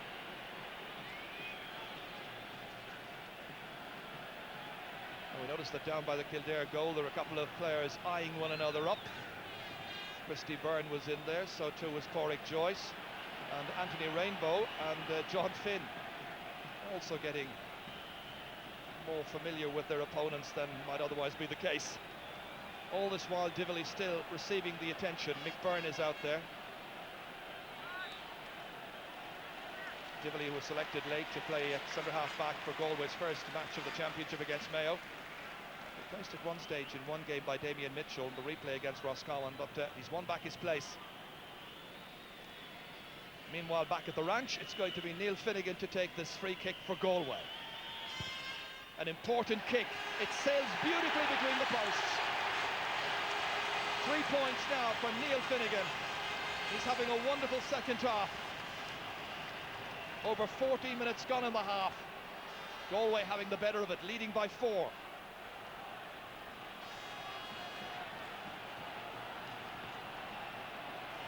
Two sides out of the limelight for so terribly long. Both sides having very good reasons why they might win the Sam this particular year. But one team is going to go home disappointed. That's Glenryan trying to pick out Martin Lynch, as they were doing time and again in the first half. And Tomas Mannion's done a very good marking job on Martin Lynch. Dermot Early challenged by Pádraig Joyce. O'Donnell's there as well. Between them they foul the Kildare man. It'll be a free downfield. Happy faces in the crowd watching Niall Buckley drop one in dangerously towards William McCreary. It bounces around, McCreary has it. That's an impossible angle, and just too impossible even for William McCreary. He worked so terribly hard. Of course, during the week before an All-Ireland final there are all kinds of rumours. One of the rumours was that he'd been hit by a horse. He's assistant manager to Aidan O'Brien, of course. I asked him before the game, is that true, Willie? He says absolutely not.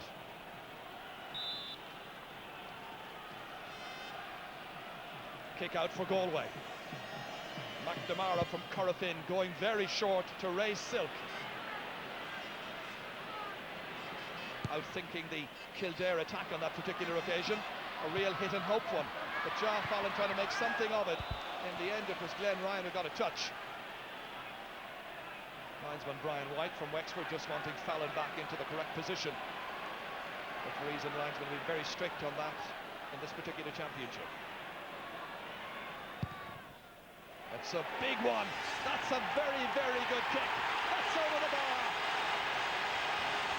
This man has the look of a winner. They're convinced. And that's a 3rd point for Jar Fallon. That was a tremendous kick. Accurate from the time it left his boot. And he opens up a 5-point gap. It's taken here by Dermot Early, trying to inspire his colleagues around midfield. Kildare with only 1 point in the second half so far. It's been frustrating for them. Here comes Eddie McCormack, really leading the charge right into the heart of that Galway defence. The players after him, and McCormack got to within 20 metres of the Galway goal before being hauled down. This should be a routine kick. Pádraig Brennan about to take it. Scored with his first kick since coming on as a sub for Pádraig Graven. Pádraig Brennan, 2 out of 2 from frees, and they're Kildare's only scores in the second half. But it's still tight enough, and they're still in there with a chance. 4 points between the teams. Two tremendously fit teams who will battle right to the 70th minute and into injury time as well. The prize, the biggest cup, the most famous, most celebrated trophy in Irish sport, the Sam Maguire Cup, won first of all by Kildare in 1928, but Galway right now ahead by 4 points. Midway through the second half. That's a wonderful catch by Jar Fallon. He's turning on the style here. It's real exhibition stuff by Jar Fallon in the second half. Donnellan ahead there for Kevin Walsh, looking for a next support player who is Sean O'Donnell. That's a good one. That's gone over the bar. O'Donnell did it in the semi-final. He's done it again in the final. Galway fans are celebrating already. It may be a bit premature, but they're delighted with the performance of their players in this second half, and O'Donnell's done it once again. What a kick. The last few points by Galway have been magnificent. Well, he was just inside the 45-metre line against Kerry, but by now the stories in Galway, I'm told, have it that he was about 90 to 100 metres out. Here's Carl O'Dwyer. Can he somehow give some confidence to the side managed and coached by his dad? A little off balance, hitting it in. McCreary is up there. Dively is contesting. McNamara and Dively, between them, they prevent it from going out over the end line, and being a 45, it's a sideline kick instead. Declan Kerrigan about to kick it in. Well, change of tactic. It'll be Niall Buckley. well capable of pointing this. He's between the 20 and the 13-metre line. Awkward angle. He's opted to lob it in towards Dermot Early. Fists rising up for it. Kerrigan's after it, and it's taken there by Sean O'Dwyer. Nicely back. Belted out by John Dively towards Ja Fallon. Fallon has given Glenn Ryan a really rough time of it in the second half. He's getting a lot of possession. Donnellan has it. They've got Joyce ahead, almost unmarked. 2 men inside. Support play by Donnellan, who looks like a player who can run and run all day. Joyce kicking in a big collective groan from those up on the canal end. That should have had a score at the end of it. They had men over. It's only a question of which one of them would take the point. But really the fitness levels of Michael Donnellan, the dominance of Ja Fallon in the second half, the wonderful scores by Neil Finnegan, all features of a memorable second half so far for Galway, the Connacht champions. But now the turn of the Leinster champions to get themselves a free kick. Dermot Early taking it quickly to Niall Buckley. Can Kildare get motoring again? Not with this particular attack. It's Gary Fahy snuffing it out. Michael Donnellan, player with a big engine, runs all day. It's a great pass ahead. Savage going down, going inside. He's got the chance. Savage, it's a great stop by Christy Byrne. If that had gone in, I think it would have been curtains for Kildare. Byrne with a wonderful stop from Derek Savage. Still 5 points between them. Rainbow, a let-off for the Lily Whites. They're still in there with a chance, but they need some scores quickly. Martin Lynch, can he be the provider? Hasn't scored in the game to date. Dispossessed here. It comes forward to Donnellan once again. Ja Fallon, ready to take on Glenn Ryan. Clearly hampered in this particular occasion by that leg injury. Dragging down his man. Free kick to Galway. Neil Finnegan, I'm sure, will take it. And it should be another point. And Brian Murphy being prepared over on the far side by Mick O'Dwyer. But they'll be looking to him if he comes in to do something like he did against Meath in the Leinster final. They need a goal. The piece of paper is being prepared. Well, what about this save here? As Derek Savage wonderfully wormed his way inside Ken Doyle onto the left boot, and Christy Byrne came out very decisively. Finnegan composing himself, making sure that Glenn Ryan is the requisite distance away, reminding the referee. A nice kick, it sails over. 4 points for Neil Finnegan. An outstanding contribution. Happy fans for Galway all around Croke Park. Brian Murphy is about to come in, and I think it's Martin Lynch who's going off. It is. Well, the referee has decided that Martin Lynch, or rather the manager has decided that Martin Lynch is no longer required in this particular game. So that's the big move to bring Brian Murphy in. Buckley goes ahead. Murphy is waiting down inside the large square, waiting for possession. It comes to Buckley, transferred from Brennan. The little kick across towards Brian Murphy. It did well to keep that ball in play. It was going to the right, but it's Galway who get it back. Galway who can build. Galway who've been the more direct team. Michael Donnellan, perhaps I put the kibosh on him by mentioning their directness. Martin Lynch then disappointed at having to come off. Brian Murphy will relish the opportunity of taking his chance of playing in the All-Ireland final. We got a quick glimpse there of Ronan Quinn as well. Those injuries to Quinn and clearly to Glenn Ryan as well, certainly they must be a factor, but Galway have simply turned it on. That's a great catch by Brian Murphy, back down to Brennan, and he's put it over the bar. The 2 second half subs combining, and Pádraig Brennan getting his 3rd point, the first from play. And this man here, I'm sure, having checked his watch, realising that with 11 minutes to go, there's still a bit of hope. 113 to 1-8. One Kildare goal, you know, and it could all turn around. We saw it the way it turned around when Galway scored. That was a great catch by Brian Murphy, down to Brennan, and a smashing score.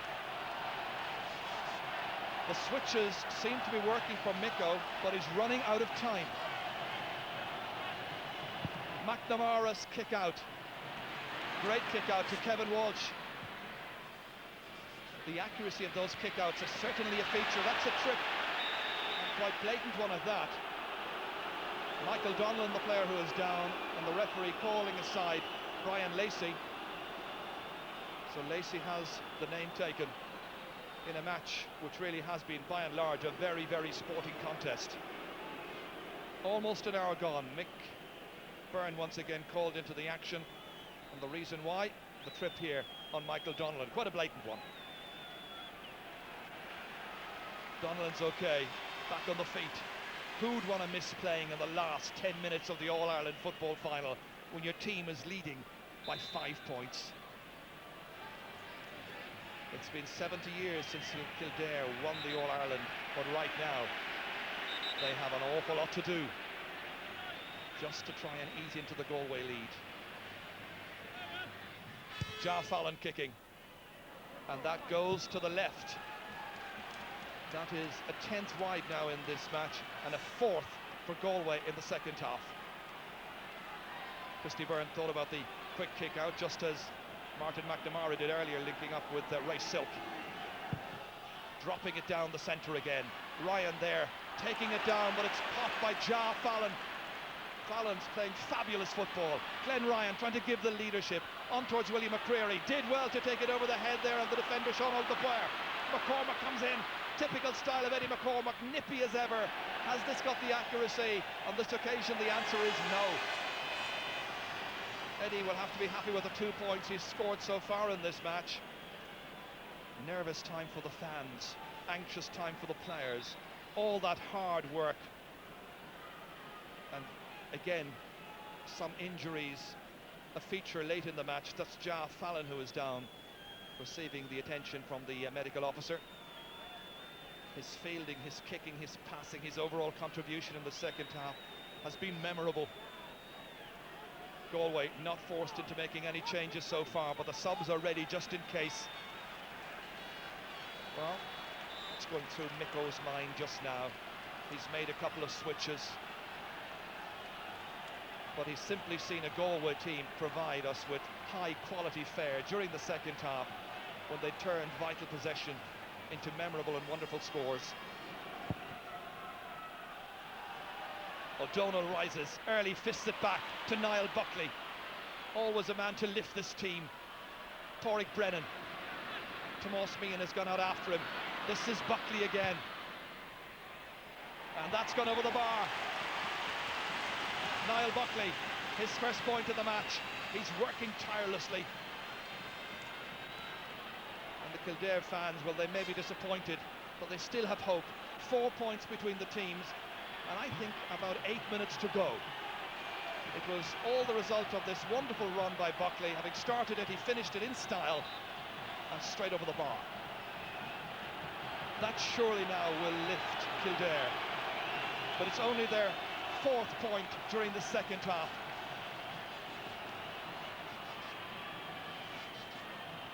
Martin McNamara again kicking out with accuracy towards Kevin Walsh. He's picked him out time and again, and that ball touched on the ground. Free downfield for Kildare.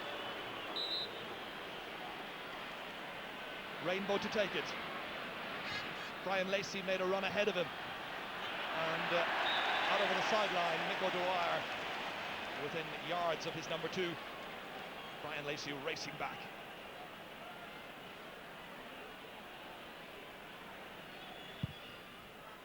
An enterprising kick downfield towards Shea Walsh. Ken Doyle back there defending, keeping it away from Derek Savage. Christy Byrne. Again, typical Kildare play, out of defence, down towards Declan Kerrigan. Lobbing it into the forwards towards Dermot Early. 2 men going for the one ball, and between them they get in one another's way, and Galway get it back. It's turned out to be that kind of day for Kildare. Walsh, beautiful ball. Neil Finnegan, no marking. Finnegan has support. Walsh is to his left. He's got Savage ahead. Opts for the little number 13. Nippy as ever, leaving his man for dead. Derek Savage, not for the first time, getting in there, causing problems. Still Savage, running out of time, running out of space and options, and Kildare get it back. Rainbow playing it ahead to Willie McCreary. Concentration just lapsing a little bit. Has it back. Trying to take it away from Sean O'Dwyer. Carol O'Dwyer. I still remember those 2 fine points he scored in the first half, but nothing in the second. Declan Kerrigan in towards the full forward line, towards Brian Murphy, causing a problem here for the Galway defence. Well, when the ball is played in there fast, Galway's full back line has problems. This is Dermot Earley. Murphy was still ahead of him. It's back to Carol O'Dwyer, and Carol O'Dwyer has put it wide. After all of that hard work, Kildare now with 11 wides in this match. It's a big high tally, and there's only 5 minutes to go, and there's some more news from the sideline from Marty. Yes, indeed, Ger. One late change coming up for Galway. Paul Clancy from Moycullen is being introduced. The man that's coming off is Shea Walsh from Glenamaddy. No particular surprise there. We mentioned at the start of the game, when we were doing the team lineups, that the number 12 position was always a bit of a doubt. It was Shea Walsh who got there ahead of Paul Clancy when the selection was made, but now Clancy is in, Walsh is off, and that for the last 5 minutes of the game. He worked hard, Shea Walsh, and John O'Mahony with a little pat on the back there. Confirmation then of the change. So Clancy, the number 21, playing at right half forward. Meanwhile, it's Kevin Walsh, former schools basketball international, holding that brilliantly. Dively through the centre, stopped by John Finn and blocked by Michael Donnellan. Finn again, running into Finnegan. Lacey holding onto it for dear life. Out to Rainbow. Here's Niall Buckley. The hand pass towards McCreary. Back there was Clancy, tracked well, and the referee saw it drag down, and it's going to be a free for Kildare.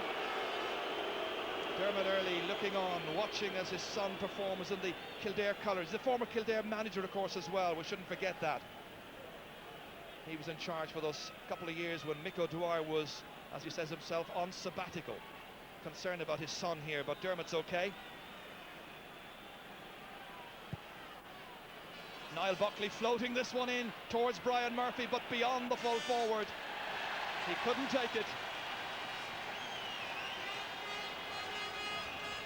So now with about 3 minutes to go, plus I'm sure some stoppage time, because we have the doctors on to attend to injured Galway players. Mick O'Dwyer with a resigned look on his face. John O'Mahony on the verge of a most glorious victory for Galway. A man who has coached 3 teams in Connacht to win the Connacht title. His second time in charge of a county in the All-Ireland final itself. Went close in '89. Today, he'll never have a better chance with just minutes to go. Dermot Earley takes it back. Galway's defence well aware that one goal by Kildare late in the game could suddenly change things completely. McCormack was going in, Murphy couldn't hold it, and it's Tomás Mannion once again. He's had a stormer. Out to Michael Donnellan, another big star. Sean O'Donnell and Ray Silk. He's already picked up 1 cup here in Croke Park this year, the club trophy. He hand passes that forward there towards Paul Clancy. Clancy challenging Sos Dowling, getting it onto the trusty left boot. Another one of those who hits with the left, and the block coming in here from Glenn Ryan, and it goes out over the end line, and that's the 45. But a weary looking Glenn Ryan at this stage, and you have to feel sorrow for any team to lose a final after all the intense preparation that goes in nowadays. It really is professional in all but name. They're ready to come and celebrate. 32 years it's been since Sam Maguire was taken over the Shannon. The end of Galway's glorious 3-in-a-row era, that wonderful team. But now they'll be talking about the men of '98. Kevin Walsh kicks it in. Well, it's one of those days when you expected the other midfielder to also get a score. On this occasion, he failed to do. We're inside the last half minute, or almost, well, the last minute at least. Christy Byrne, over the head of O'Donnell, comes back in here towards Anthony Rainbow. Kildare, who were hit by injuries going into the match. Niall Buckley laying one on here for Glenn Ryan. Lovely ball to Dermot Earley. Here's a late chance, and it's gone off a defender, and it's gone over the bar. And the defender in question was Tomás Meehan. It's one of those shots where you expected to see it buried in the top right-hand corner of Martin McNamara's goal. There are only 3 points between the teams. Now we're in for an edgy last few seconds here. This was that wonderful run through the centre by Dermot early, and Meehan got the fingertips to it and over. McNamara, the match virtually into injury time. Picked up here by Clancy. Paul Clancy stopped by Sos Dowling. Back to Silk. Nicely across to Jar Fallon. Nice ball ahead again from Donnellan to Neil Finnegan. Into the corner to Sean Old, the player. He looks for another point, and he's got another. And Galway now are surely the champions. A second point by Sean Old, the player from Ankeharu Rua. How a wonderful match can change directions in just a couple of seconds. Remember that shot by Dermot early? It could have gone into the net, that is. And then Galway would really have been breathing heavily, but they've come back themselves. And this is Neil Finnegan. They'll banish the memory today, it seems, of '83, the day when 14 could not beat 12 against the Dubs. Derek Savage couldn't quite keep it in play, but it's gone out, and Christy Byrne's got a replacement football, and he's ready to take the kick out quickly. Galway created 29 scoring chances, Kildare 26, but there are 4 points between the teams, and the white ribbons are already on the cup. The Sam Maguire, well, where is it going? Is it definitely going to Galway? Hang on a while. Rainbow has it. Kildare coming forward. They need a goal. Buckley belting it in towards Brian Murphy. What will Brian Murphy do? Gets a fish to it off the post. Oh, that was so close. What a close shave that was. Kildare desperately frustrated and out of luck. The Moir are trying to keep the fans, the county board officials, everybody back, but Brian Murphy very nearly planted that. We've had a minute and a half of injury time already. This ambitious ball in here, in towards Brian Murphy. It's hit the post, it's gone out, but it's all over. And Galway are the All-Ireland champions from 1998. Galway have won their 8th All-Ireland final, captained by Ray Silk. And including in their ranks many stars. Mick O'Dwyer trying to congratulate the opposite man, John O'Mahony. O'Mahony's men have prevailed. It's Galway's day. They'll be celebrating here as the mass invasion of Galway fans, the maroon and white, swarms on to Croke Park. They'll be celebrating back in County Galway itself. I know Galway people all over Ireland, all over the world right now.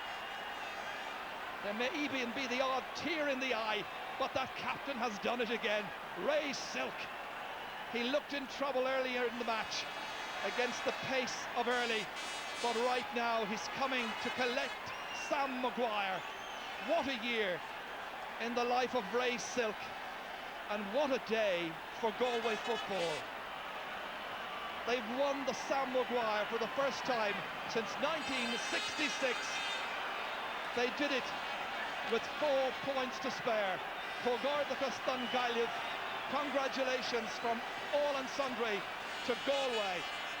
They started the day as Connacht champions. They end the day as All-Ireland champions. The men of the West are back. Connacht football once again takes its place as leaders of all of Ireland. They have won back Sam. They have beaten Kildare. Well, it was a close shave towards the very end, but there was no disputing. Neil Finnegan's team were the better side. They created wonderful chances. They played some sparkling football. And disappointed Kildare fans up on the hill, to their credit, they are staying in their places until the presentation is made. Ever the true sportsmen and women, Kildare salute the men of Galway, because Galway have done it.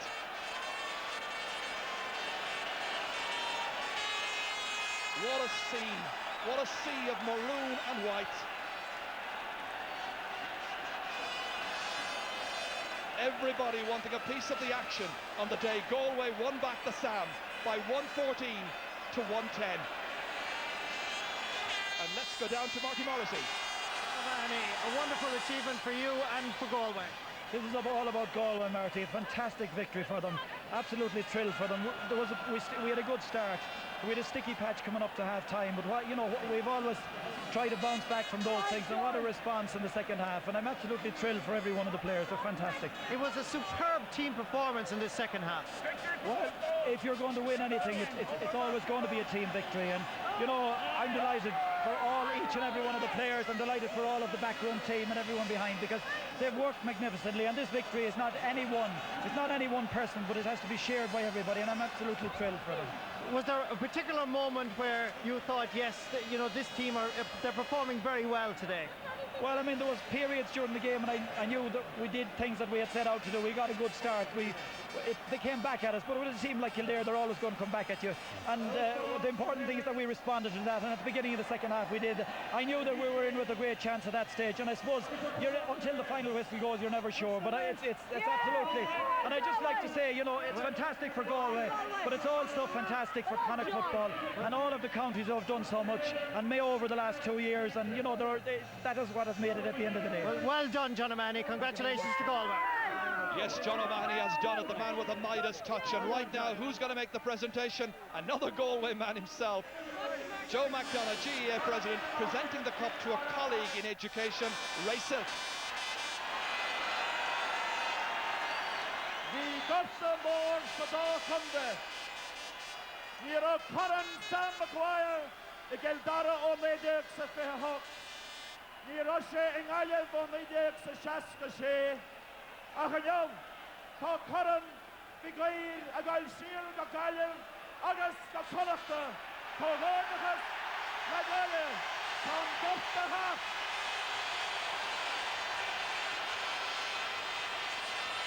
Owalum, Weachas, Bashilka, Agawal, Lebon Naheran.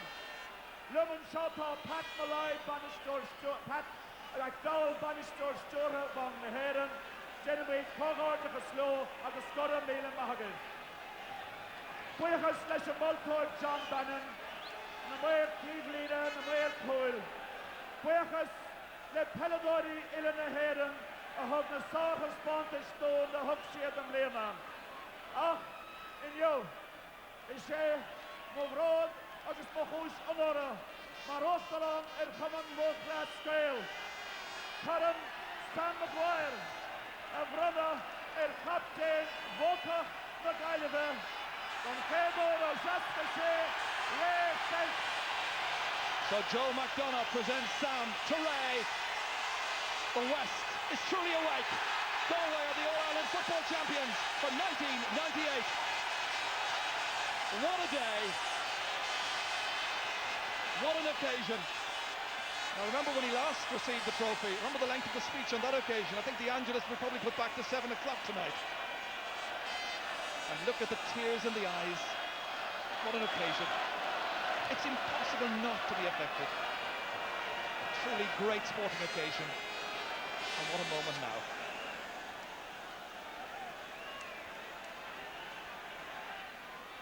Winter Conlon Galway, Winter Connacht.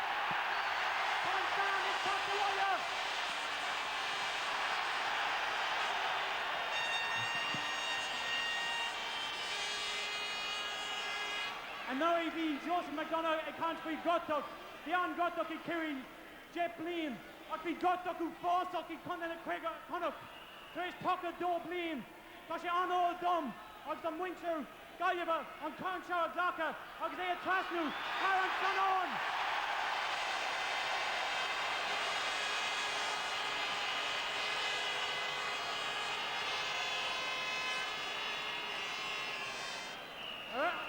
Kasuli Shaw, Time Breakers the horse of Kupatini.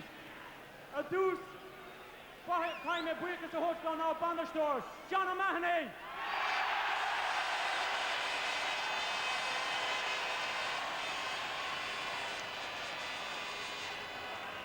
Divert Star, Ella Lejean, Stefan Shogas, and Erica, August Pete Warren, as well to Chuma, Stephen August Pete.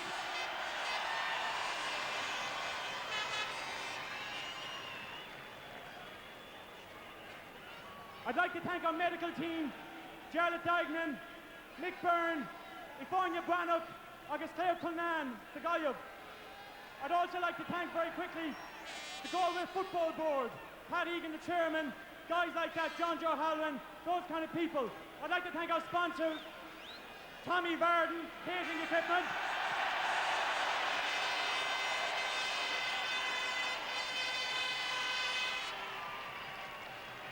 I'd also like to thank I'd like to thank Bank of Ireland for their sponsorship of this championship. Bank of Ireland is synonymous now with the All-Ireland Football Championship. I'd like to thank our local men, Eamon Bradshaw in Galway, and the guys here in Galway. I better speed up because I know RT have a bit of a problem with the length of time I speak, so I'll move on. Time at Breakus a Hutch. There was 24 guys in that programme. There was 6 others that trained for all year. Na Cheshire, Micheál Clardy as Carna Cashel, Micheál Gagan, Kevin Terry McDonough, Robin Doyle, Tommy Wilson, August and Canjarnock, Porrick Boys from Uachtar, now the Guards. Thanks to those 6.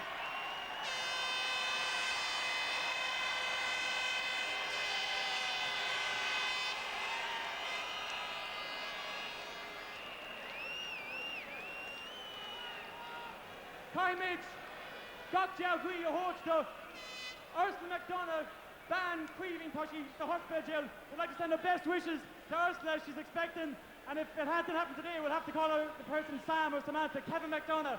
Ursula, how's it going?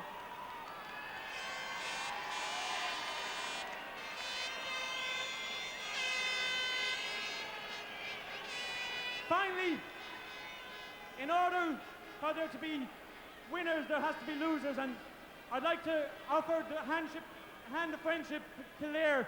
I'd like to say that they've brought tremendous colour, and I hope and I please God it won't be 70 years till they come out of Leinster again. 3 cheers for Kildare. Hip hip! Hip hip! Hip hip!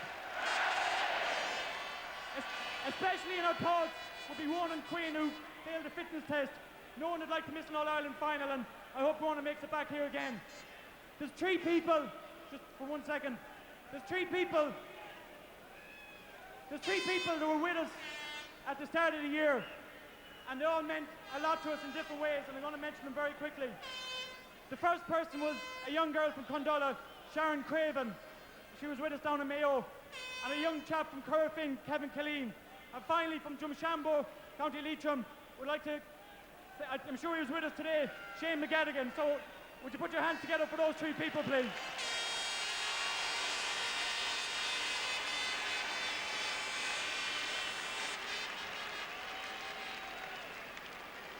Okay, Hunjernock, finally, and it goes without saying, I'd like to thank our supporters clubs in Dublin,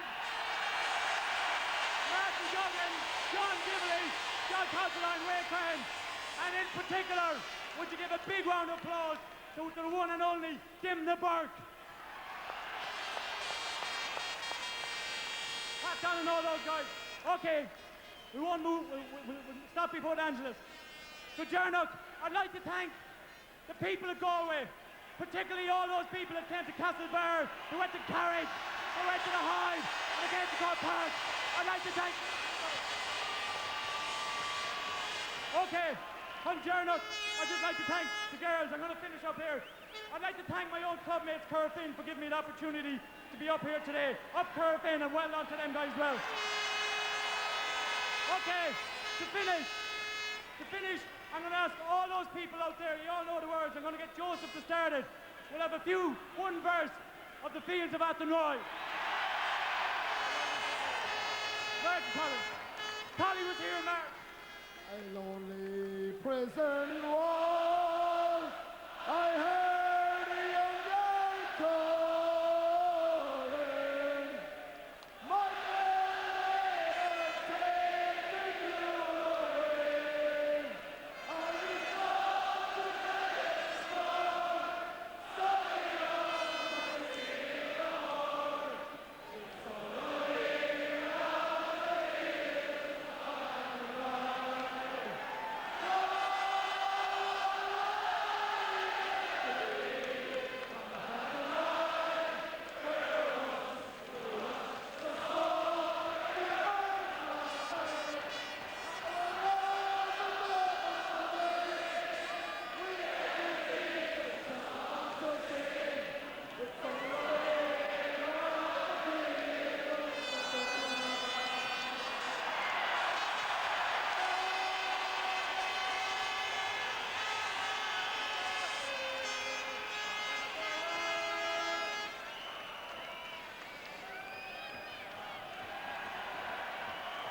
what's rare is wonderful. Great scenes of joy and emotion down there on the pitch, and I suppose if you're a Galway person here in Croke Park today, it's really a very, very special feeling.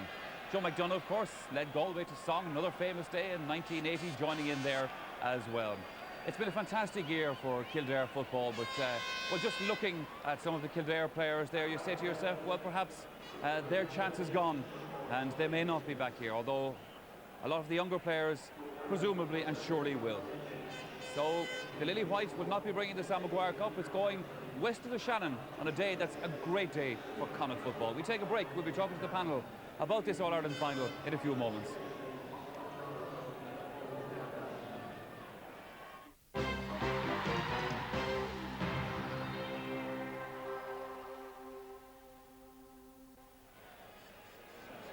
You're welcome back again. Galway are the All-Ireland champions. The famine is over for the county, and I'm sure that's a good feeling for everybody in the West right now. Well, Marty Morrissey has some of the winning players and the connections lined up, so let's go straight to him. Well, it's a fairly wild place down here, Michael. Two of the stars, two fine midfielders, Sean O'Donnell and Kevin Walsh. This was some performance, probably the best by Galway. It was a great performance, Marty. I mean, it's like all year. There's always a few stars, but there's different stars every week, and it was a real team effort from the whole beginning. And we're delighted that there's so many critics all year because it just took the whole pressure off us. We came up here, I'm a better man, Marty, but I couldn't tempt fate. But I certainly put a few bob on today. I felt confident coming up because it's a full team effort and I'm just delighted. You certainly proved me wrong when I said that the midfielders were lacking mobility. You looked like you were flying it. I think, Marty, like the rest of them, you took pressure off us as well. I don't know what to say. I mean, this is what it's all about. Training since last September, 3rd September last, so this is what we're aiming for, and we're just delighted to be here, still men here. Well done, and Sam is here with the Sean O'Donnell. Great performance. Certainly the goal by Pádraig Joyce at the start of the second half set you on your way. Probably a lot of people had kind of written us off half-time, 3 points down. We knew deep down in our hearts we had the team to win it. And it was for all those Galway supporters, you know, I mean, my heart goes out to them, you know what I mean? All the singing, the shouting, it brought us up. And they really wanted us for us at the end today, like. But you worked so hard, right from Martin McNamara all the way up to Niall Finnegan. We always knew it, in it, like, we've been training now 13 months for this, and we've worked so hard on the training pitches in Monavie and in Tuam. So there was no, we ourselves didn't doubt that we were able to do it. And with this cup in my hand, this shows it that we were able to do it. Certainly the West will be awake for the next week. The West is alive and kicking. Thank you very much. Well, joining us as well is the British Minister for Sport. Come around this way to me, Minister. That's it. Thank you. Tony Banks. Is this your first day here in Croke Park to witness an All-Ireland final? Yes, it is, and I'm very privileged. It's a fantastic match, absolutely tremendous. I mean, Galway really were worthy winners, and I thought Kevin here was undoubtedly the man of the match. Fantastic atmosphere, good game, and indeed I thought Galway were good at the beginning of the match and at the beginning of the second half. And I know they were the underdogs, but on the day they were undoubtedly the best team. What attracted you to Croke Park? Well, I mean, it was just I would have come to a fantastic event. I mean, this is a tremendous sporting event. I mean, the sort of atmosphere you get for the English FA Cup final. So it was just being here to enjoy a game. Really exciting. I'm really privileged, and I'm really, really glad I came. Well, Tony Banks, British Minister for Sport, thank you for joining us on this auspicious occasion. Back to Michael. Thanks, Marty. So Tony is performing the duties of analyst now as well and picking our man of the match for us, which is very nice. We just might have a different opinion on that, but however. Martin Kearney, I suppose a shared victory between Galway and Mayo this evening, and John O'Mahony's input, and a great day, as I said, for football in Connacht. It's a fantastic day for Connacht. Honestly, it's so long since it happened, like 1966, Rolling Stones top of the charts. That was just unreal. And the way they performed in the second half, we talked about at the half-time, the simplicity needed to come back into their game. And in the second half, the work ethic that in many respects reflects what John O'Mahony is about reappeared. They played the game simple. They got the ball forward quickly, and their forwards caught fire. Jaff Allen in particular caught fire and gave one of the great exhibitions, I thought, of football in the second half. As well as that, the kickouts from Martin McNamara were to perfection in the second half. And Kevin Walsh, who was rather anonymous in the first half and who wasn't giving much help to Big O'Donnell, again, totally overplayed or outplayed Willie McCreary. But all through, you know, I remember talking to Timmy McCarthy last night. He's saying the letter I doesn't appear in the word team. Yeah. And there was no selfishness at all in that team today. It was man helping, you know, it was all for one for all. The teamwork, the whole spirit that came through the team shone in the second half, and by God, they were brilliant and totally deserved their victory. When you were players, Pat Spillane, like Jeff Fallon, kicking points from the sideline, like we saw Maurice Fitzgerald do last year, you know then you've got a team that looks like winners. Yes, when you see Sean O'Donnell again for the second game in a row, kicking one magnificent long-range point, Jeff Fallon a magnificent point from the sideline, you knew it was going to be Galway's day. It was a reversal of roles in the second half. What Kildare were doing good in the first half, Galway all did well in the second half. Their defence were tremendous. Martin McNamara's kick-outs were magnificent. Jeff Fallon had a superb game. And more importantly, for the second half, they moved the ball quick and long into their attack. Well, we saw Sean O'Donnell being interviewed by Marty there a moment ago. Played such an important part in this game today, as indeed did his clubmate in Carrarua, Sean O'Dupuer, of course, the sub-goalie, Pat Comer, also from Carrarua. So I'd say there's great excitement down there right now. And in fact, we want to find out what the excitement is like, because we're going over to O'Shea's pub down there on Kishteen. And Eileen Magner,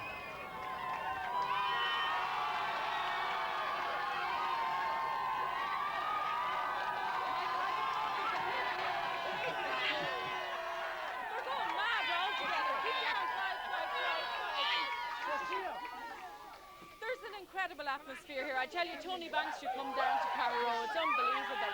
Farron T and Shaw, Edward O'Shea, you're going to have some night here tonight, I'd say. There'll be some more crack, all right? Hopefully not. Loads of people around, so the atmosphere is absolutely unbelievable. It's mighty crack up there. What was the turning point? There were a different team that came out after half-time, weren't they? I think when it moved out of Fadden up to midfield, I think that really in the second half, they just got stuck into it. And look, at the end of the day, they have it. Your father, Petey, here must be a very proud man. Oh, indeed I am, yeah. You played for Galway in the 50s. Lá Umbro Gola show. Last time, Lord Jelly was on Bullenwood. And you, I'm saying that's got a hole. Sorry, but the man, all the swinted, the guy, you swint for the Mara, you did I guess you're good job and cheat more on champion and come with you. They might have the thoroughbreds up in the cutter, but we have them down in Galway too. Well, what about the two Carrarua men? Ah, they're right.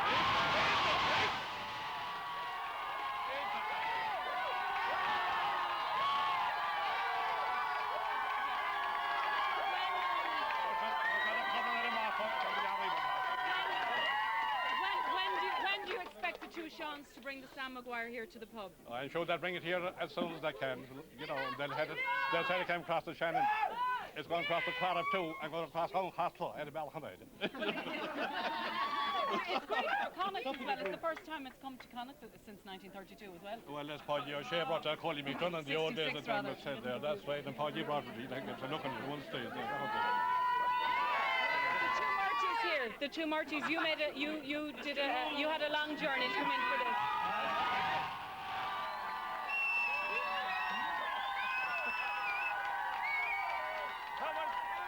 That's all that's worth waiting to support these boys.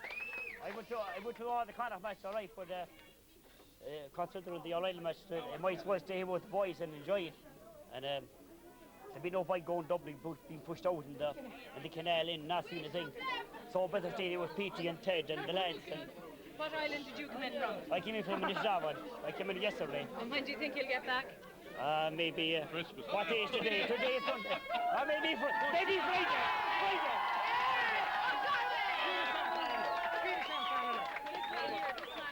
What did you think? You're looking at the culture that we have here, and it's what it's all about in the GA. We have two guys there and two other guys as well, and Kevin. And this is what it's all about. And look around you. Just look around you. This is what it's total work commitment, a work rate at low level as well as a higher league. And that's it. That's what it's all about. When Sean O'Donnell said there today, he says, I don't believe it, but I have the cup here in my hand. Were you not worried at half-time that they mightn't win it at all? Well, I'll refer that to Thomas Kelly and Miles McDonough, who's up there. And I said to them, we might have a small problem. But I have total belief in the forwards after the semi-final, and a total belief in them. That's what it makes no difference. You won anyway. It's going to be a great night here tonight. Isn't it lovely? Great night. Isn't it lovely? Isn't it lovely? If you ever want to be in any place tonight, you have to be in the kitchen.